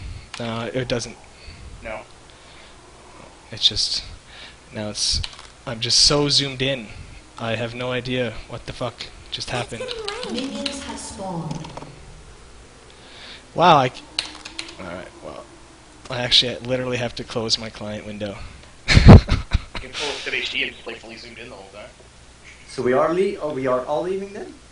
Yeah, we all gotta... I can try to reconnect, hold on. Like, I'll try to reconnect, and maybe when I reconnect it won't be complete shit. Sona AD carry, here we go. Have minions spawned? Oh yeah, I'm about to... Started. Oh, fuck off. What a fucking joke. We know help Skarner start. Well, I guess that's what happens when you have like 20 windows open. Dude, Oh my God, dude, where's it going? yeah. Anyway, is it Oh, wow, pink.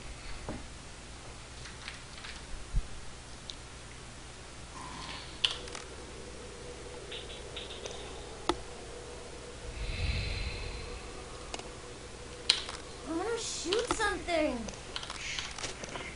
How's your client, Jarett?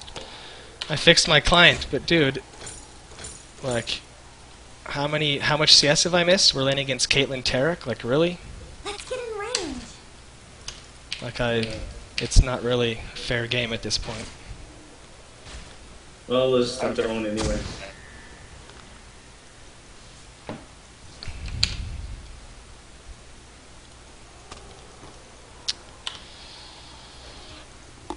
So let me think here. Want to see the fireworks?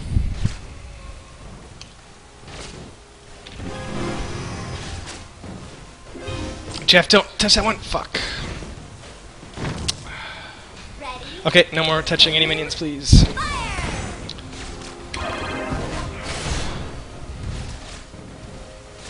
We got this, Kyle. I'm gonna back you up. I'm gonna back you up. That's right, man. We're gonna win. I'm lagging really bad.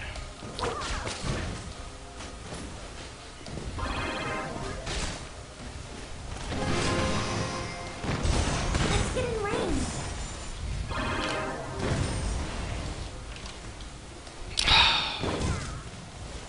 I need a ward in that bush, dude. We can't have Tarek just sit in there.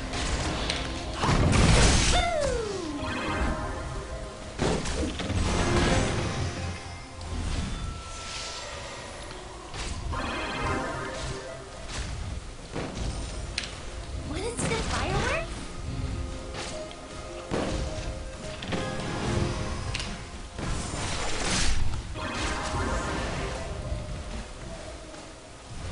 Want to see the fireworks?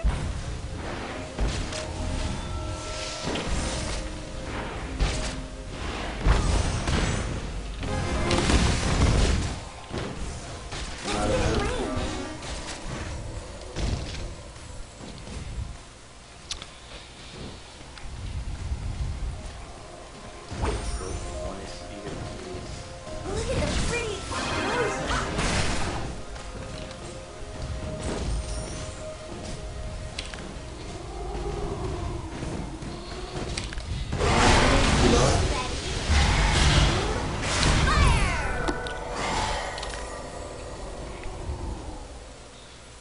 Hey, that was good. That was good. They didn't gut you. They didn't gut you.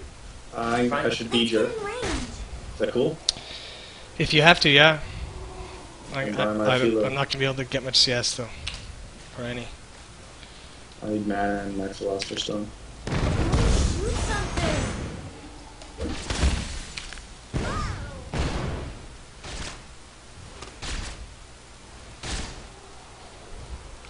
Yeah, next time I'll start a game without missing the first 2 waves of creeps, buddy. Fuck. I'm just joking. We have one game to play and that happens to me. Like, are you kidding? Like, Triss versus Cade is already a pretty fucking rough matchup. Well, Jarett, if you go home, can you play from there? Yeah. Because the Dean can stream. Yeah, but I'm gonna play so bad, he's never gonna want to play with me again now. No, that's not true.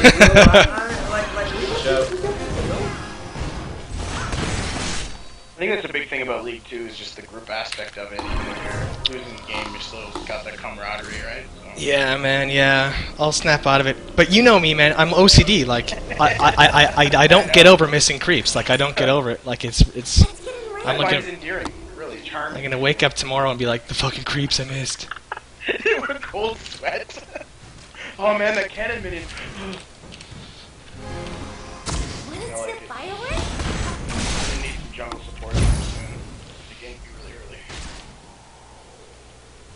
Look at this. 15 to 36. Aim, fire! Ooh. We need some wards, Geoff. I have 0 wards.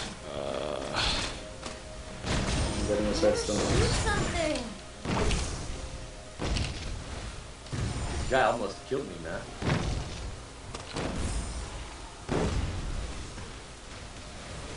Ready, aim, fire!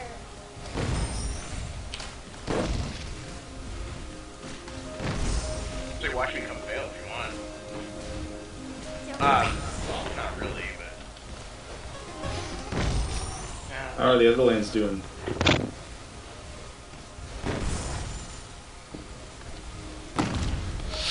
Ready, aim, fire! Bot's missing in action, guys. Not that there's anyone mid to care, man. Chase that mana. What is the fireworks? Piss off.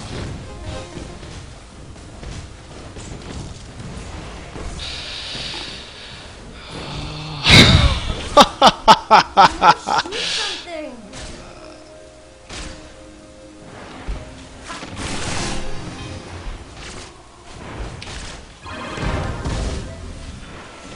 Let's get in range. Yeah, Jason's beating me a little bit top because they ganked me like level 1, so.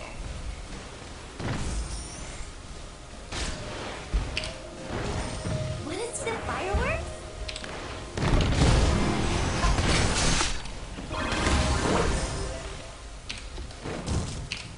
Jason's missing.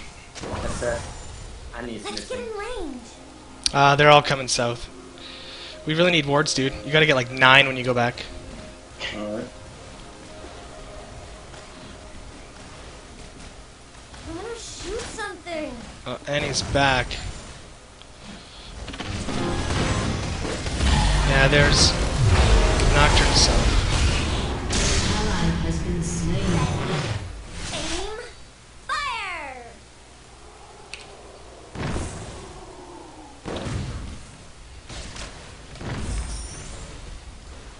I wanna shoot something.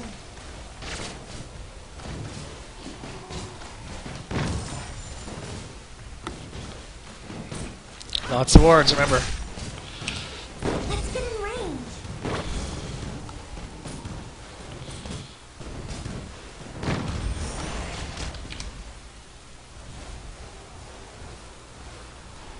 Ready, I have 2 wards. fire!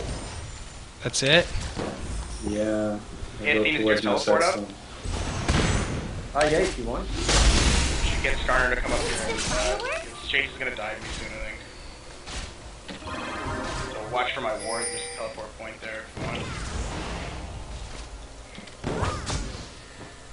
Look at the pretty explosion. Yeah, I gotta really watch out because this Annie can insta-give me. Yep.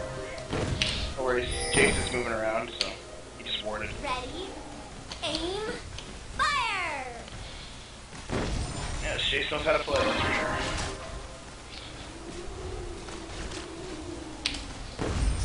What is the fireworks? I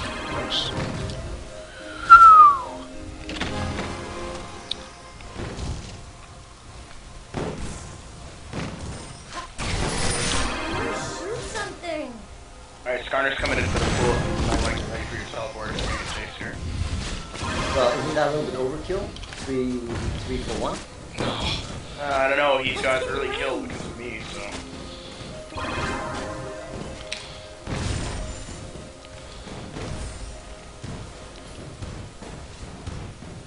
Yeah, he's dead, never mind. An enemy has been slain. Aim, I got lucky though. fire!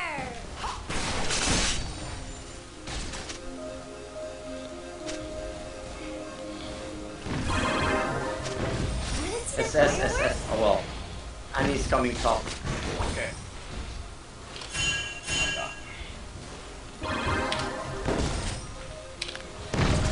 Someone's behind us, Jarett. Shoot something. With back towards the tower. Who's in our jungle? That's right. I'm actually just gonna go B. Come here, Tarek.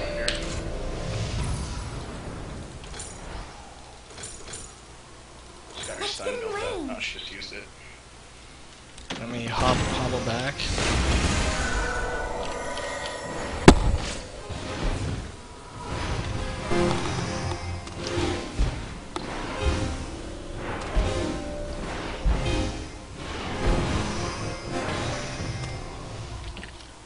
Both bot just went B. Chase is back. Wanna see the fireworks?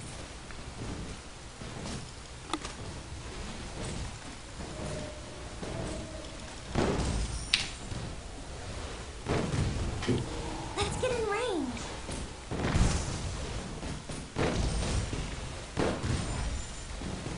Chase MIA. Ready, It's aim, back. fire!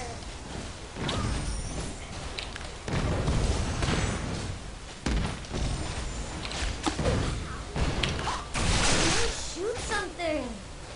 Chase gonna. Oh, I think he might try to dive me here.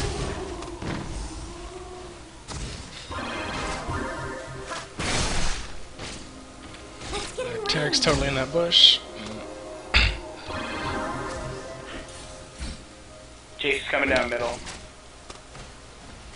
No, he's back. Ready, aim, He's got red wolves, that bastard.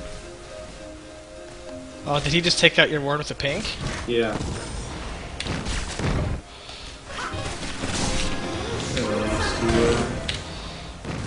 You're the only one knowing what's going on in that bush.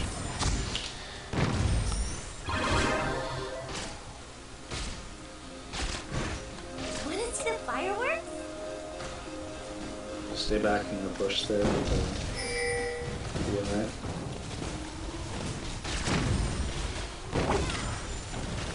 Let's get in range.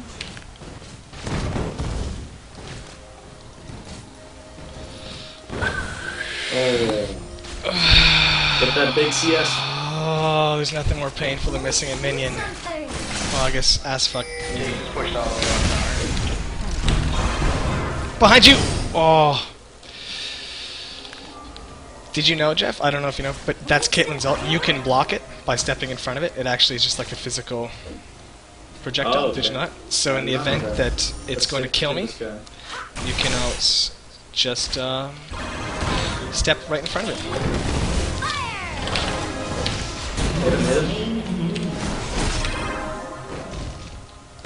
Good job, good job. Tarek's pretty bad. No offense to him. Sorry, he's on the stream. Shit. The character or the No, player? the Off the fan, sir.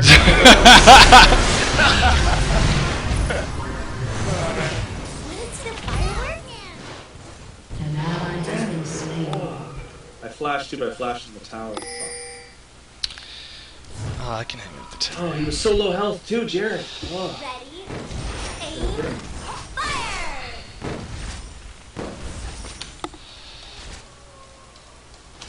Alright, sweet. And I caught up to Cadence CS. So, Something. all things considered, could be a lot worse. He's been harassing me a little bit top, but I'm keeping with him. He's only a little bit ahead of me.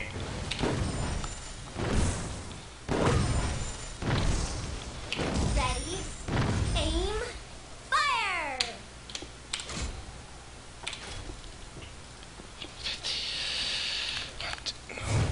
Face check!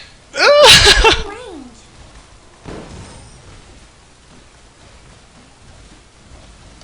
Oh, look out, Jarett. It's just Tarek. If he wants to die again, he can come play. Direct hit.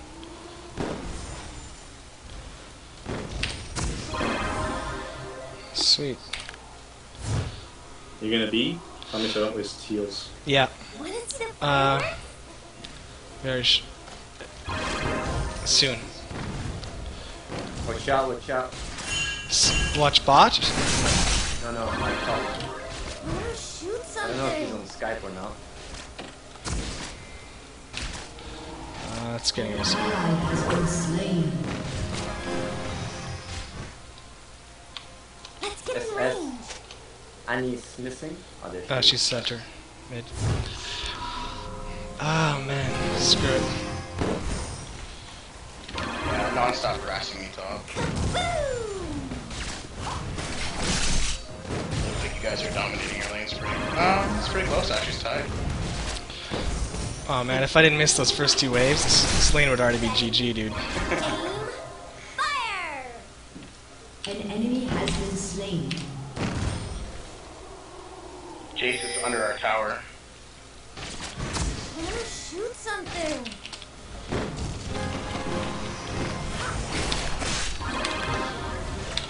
Jace is over here. He's coming mid. Minutes to fireworks? I'm up now.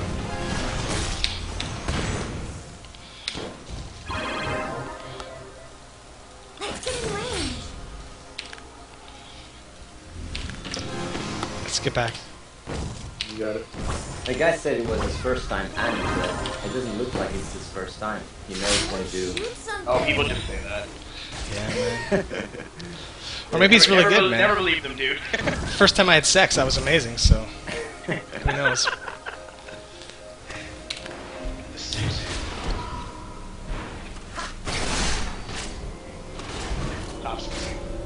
Just go, oh, you bastard! You bastard! Just couldn't let me be, huh? I should kill you for that, jerk.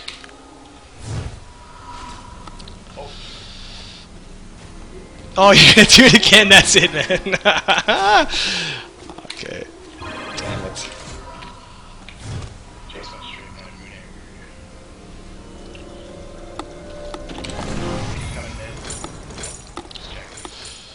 Let's get in range.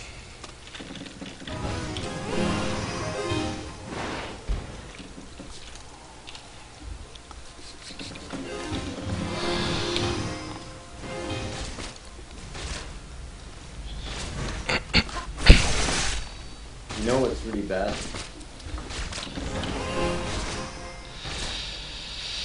What's that? Wanna see the fireworks? It's to get, if you let Fiddle farm, it's GG, man. Oh shit, I didn't know you were here, so Jeff. Like, his ulti will just destroy everyone. Well, we have the double scam ult. We have my first surprise party, right? Yeah. It's really dumb.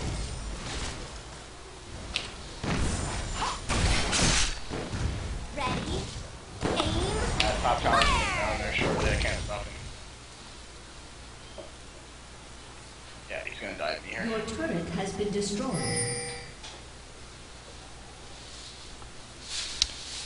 Hey guys. In the jungle. Green the jungle. Something.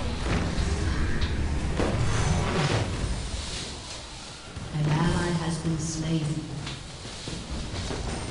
Yeah. Just diving it straight up. Fire! Oh, you like pink wards? How do you like that? Has been slain. Alright. I'm gonna shoot They're in two something. towers deep. Whoa. Really? Holy sh... Dude, look at the pressure on the left there, Jeff. Yeah, let's do it. Everybody's over there. Yeah, we should be able to get their tower. Wanna see the fireworks?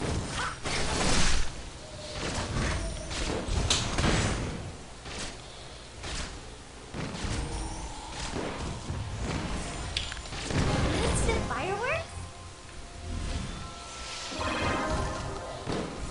Okay, so Jace is roaming now. My tower's down. Dude, let him roam down bot and come get some.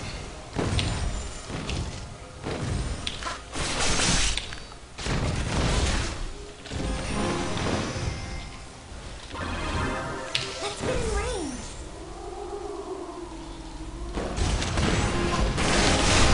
Hit him, hit him, hit him.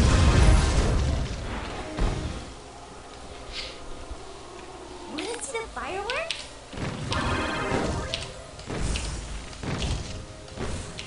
Let's keep feeding our creeps into their tower. That's the plan. I wanna shoot something. Sorry about that. That's okay. Thought I was gonna hit the champion. She's paying for those.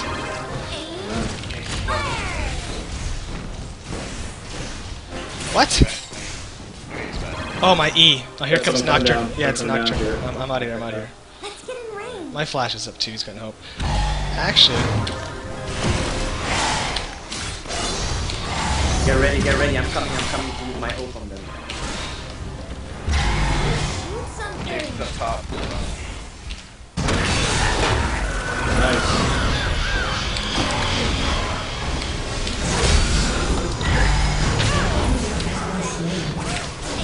Alright, man. Got a weak guy in the bush here. Oh, yeah, man. Got Annie. Good team fight, guys. Oh, this is the... Let's push this tower down. Like the cops, too late. Yeah. My teleport just came up. Let's get ready. Yeah, yeah, that's right. Scar's going to stop him. After Jarett gets all that too. Of course. He's gonna be in the enemy's base. He's like, yo, I gotta get these 3 little minions. Probably push in the middle though.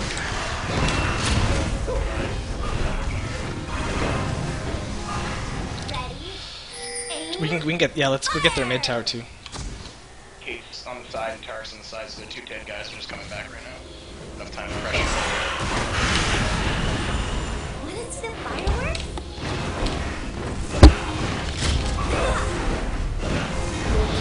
Oh, here comes. I got this. We're gonna go top. Shoot something.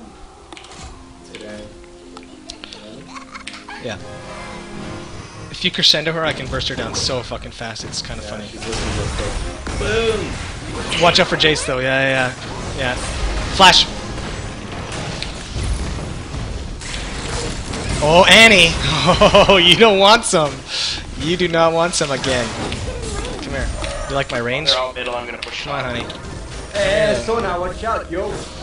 Sona, I know the code word. You're getting in my car, girl. Hey, I'm trying to heal you guys. You this tower. Is that cool?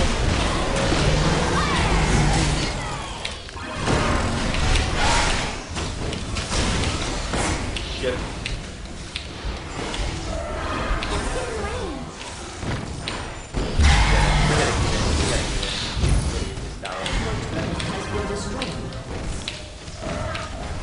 Trading into their top, so.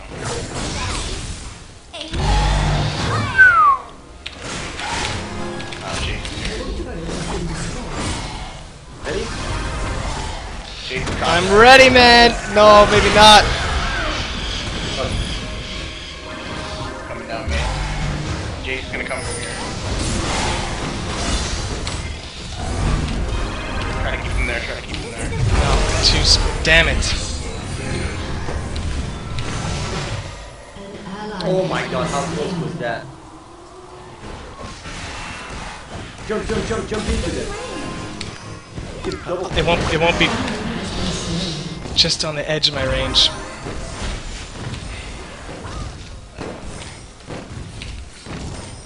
What is the fireworks? Shout Jarett. Yeah, I'm going back. Just get out of here. Jace is coming yet. I should have used my shield I want to to be shoot honest. something. I fucked up there. I could have killed them both if I would have used my shield. I forgot about it. Okay.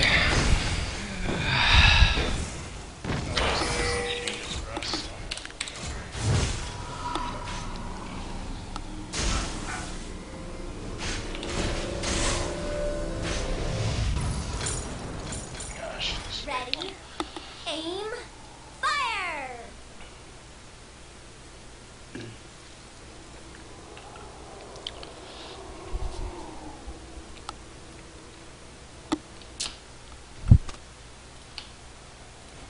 What is the fireworks?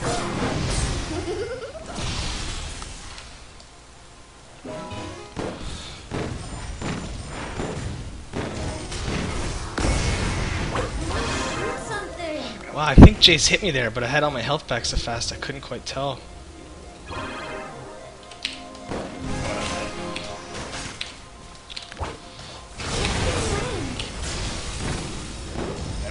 can get a pull on Jace. Pretty much good. He can fight over really quickly.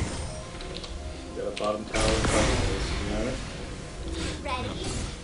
I'll go Aim. deal with her. Fire! Actually, you might be able to cut her off. She has 2 towers down. Yeah. Except Like, you just said it to the stream. You gotta be silent, bro. I'm sorry. My bad. No, it's alright. It's too late. It's too late. At least I'm making it. There's, oh, Geoff down the river. No! No. Yeah. River's bad, eh? Well, just we were all going down the jungle together.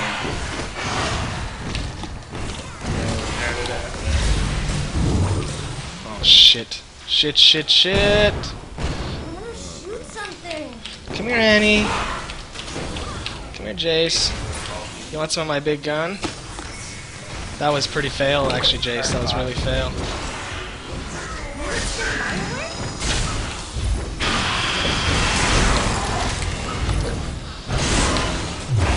No! Are you kidding me? Little fiddle. Oh, there's a guy fighting his car. Shit. Yeah, I'm sorry about that. That was a fail. Nah, the whole fight was... It was a fail, it wasn't just you. If I had flash, it would be fucking triple kill, man. Dude, Ghost, you know, I play a lot of Fiddle, actually, and I've kind of started switching to Ghost, man, because, you know, even if you miss that flash, man, Ghost just lasts so long, and just running people down with Ghost in your ult is so much fun. It's actually not such a bad idea.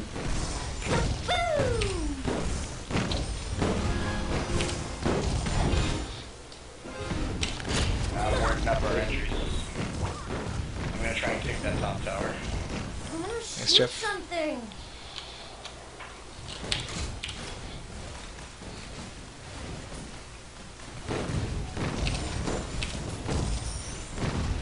Let's get in range.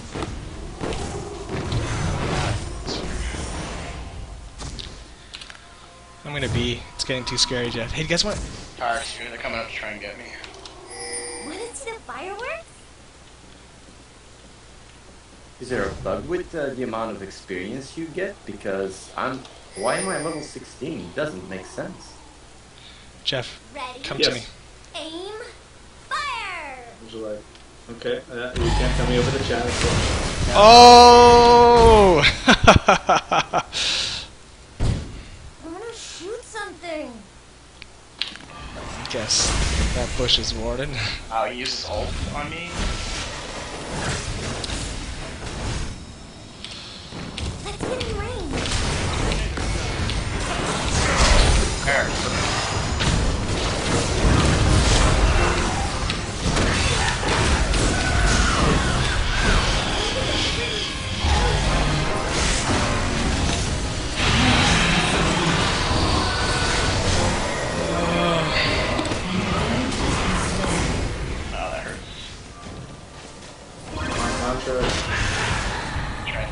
Oh god.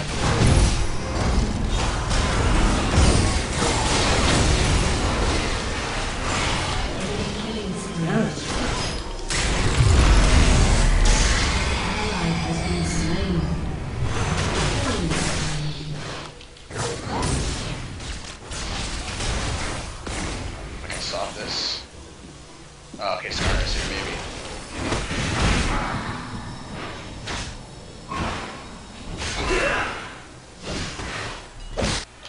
Want to see the fireworks?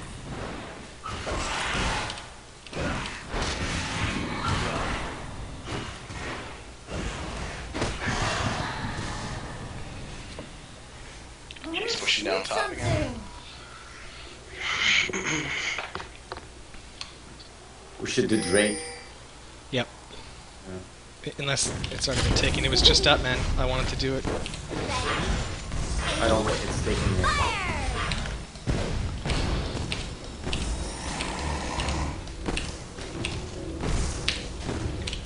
I'm doing pretty fail towards. Let's get in range. It's down. Fuck. Going on top.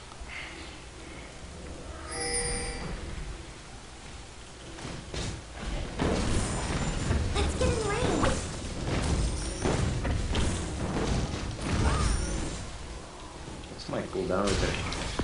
Hey, Fiddle Blue. Yeah, okay, so yeah. All 5 are mid except for Nocturne, who's hanging around the dragon that's not popped. Dragon's not spawning for a while, though. Yeah, we get, say, Jason Noctis right now, and Caitlin. 225 CS.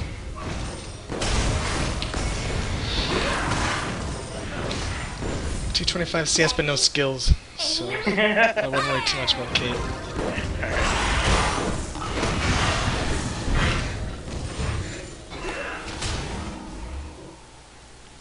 Let's get in range. Scar's been getting pretty good engagement.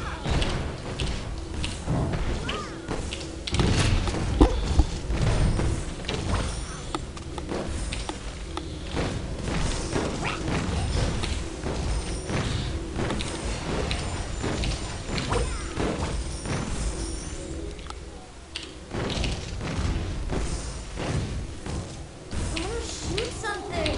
How's that CS going down bot? It's going fine, man. They're probably coming to get me by now. No, there's a lot of them mid. Let's see the fireworks. I just want... Oh, I'm so greedy. Oh, good grab. Ready, aim, Rampage. Enemy rampage. Hit him.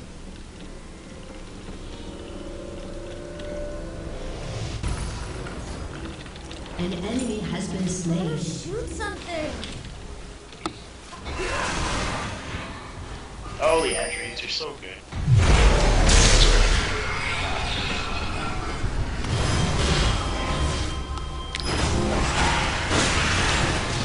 Life suck! Yeah, Fiend! Woo! Good skills, yo. That's right.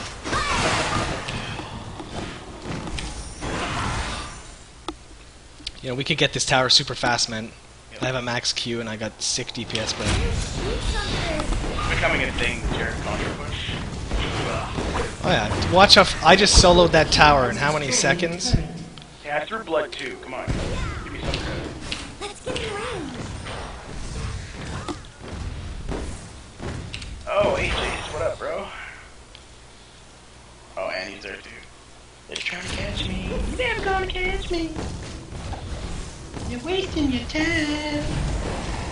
Let's see the fireworks. Oh, she's overextending. Oh, never mind. Oh man, I love this Skarner. He's got an Oracles too. Ready, aim, fire.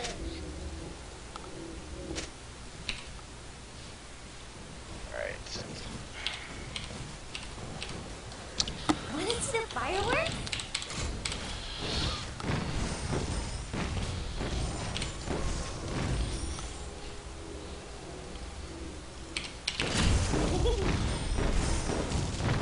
Shoot something.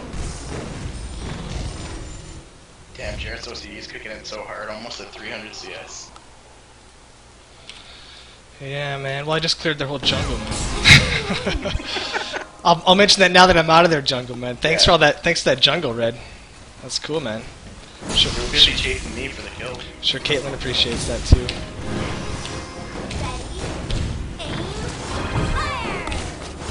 Oh my god. How did I not get that? What the fuck? Alright, that's what I needed. I'll be right back, man, with something that's gonna make me feel real good.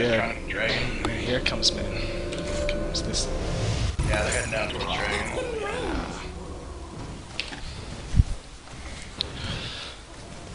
They just got it. Fa. Okay, what's the time on that, man? We gotta get the next one. No more dragons for them. 36:07.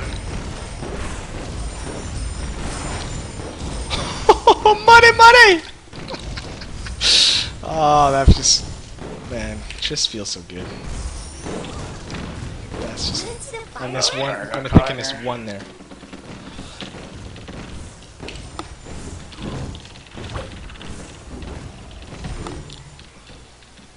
Alright. Read it back. I wanna shoot something. Sorry guys, I'm totally abandoning my team here. But it's okay, you got 311 CS. Dude, I'm Tristan. Honestly, man, you want me to have 311 CS? Just wait. Oh, I know. Dude. I'm not criticizing. Dude, I'm 18 already. My range. Oh. And we've done the same game like 100 times in a row where you just farm them. Let's get in range.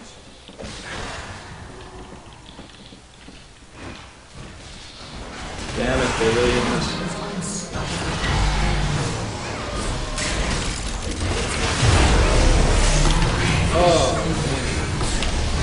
Oh wow, I did not. I thought somehow I wasn't gonna die in half a second or something. That was colossally fucking stupid. I thought there was a bunch of us there. Like, I'll jump in and save the day.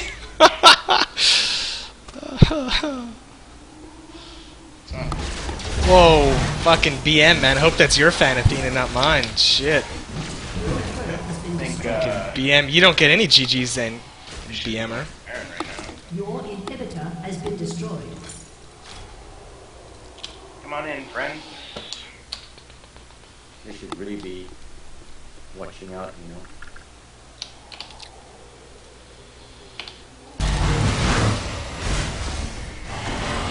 Just group back. Just please, nobody die. Just stay alive, man. Stay alive. Stay alive. Stay alive. If we can just group up, I'm alive in 5 seconds, dude. We have a 703 range Triss that's got a lot of fucking money. Oh yeah, here we go. Here we go. Now the GG comes after we just crush them with no losses in our next team fight. Let's go. We know what we gotta do, man. Everybody knows what we gotta do.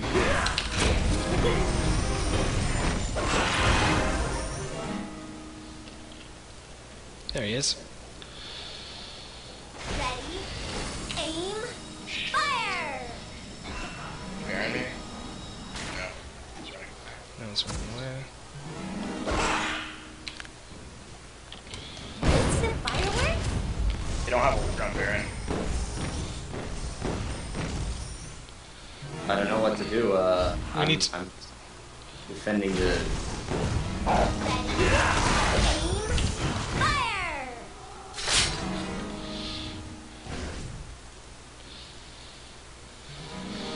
Okay, one's heading to Baron. Oh shit!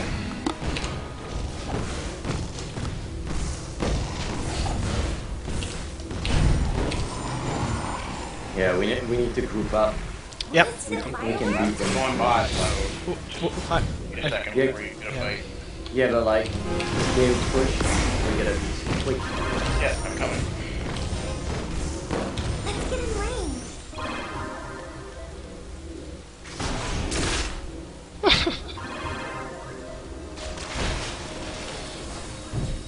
Okay, we need all 5 men. Ready, All 5.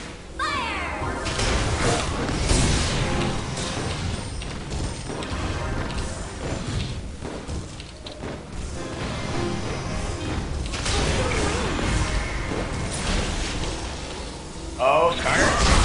Yeah, good. That's it. And just ride this wave, man.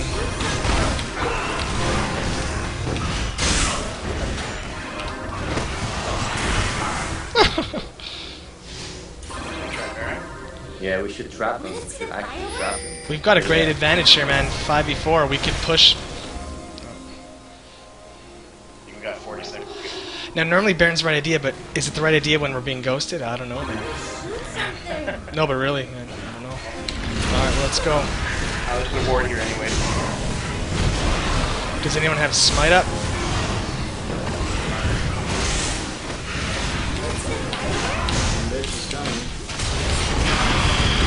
Woohoo!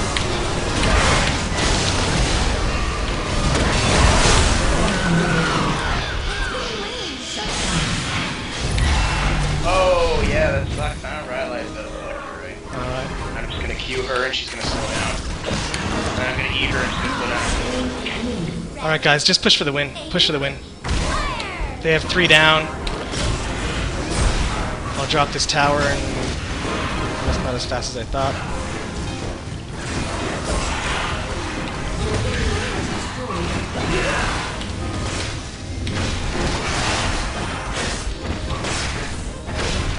Just keep pushing. 3 are still down. We have half a minute. Annie's done. Yeah, this is it. Now that's a real GG, but we'll type it in the game when it's actually GG because we're not BM. Make sure you don't call them a WAP. What? Remember last GG well played when you typed it live? Oh yeah, GG WAP? Yeah.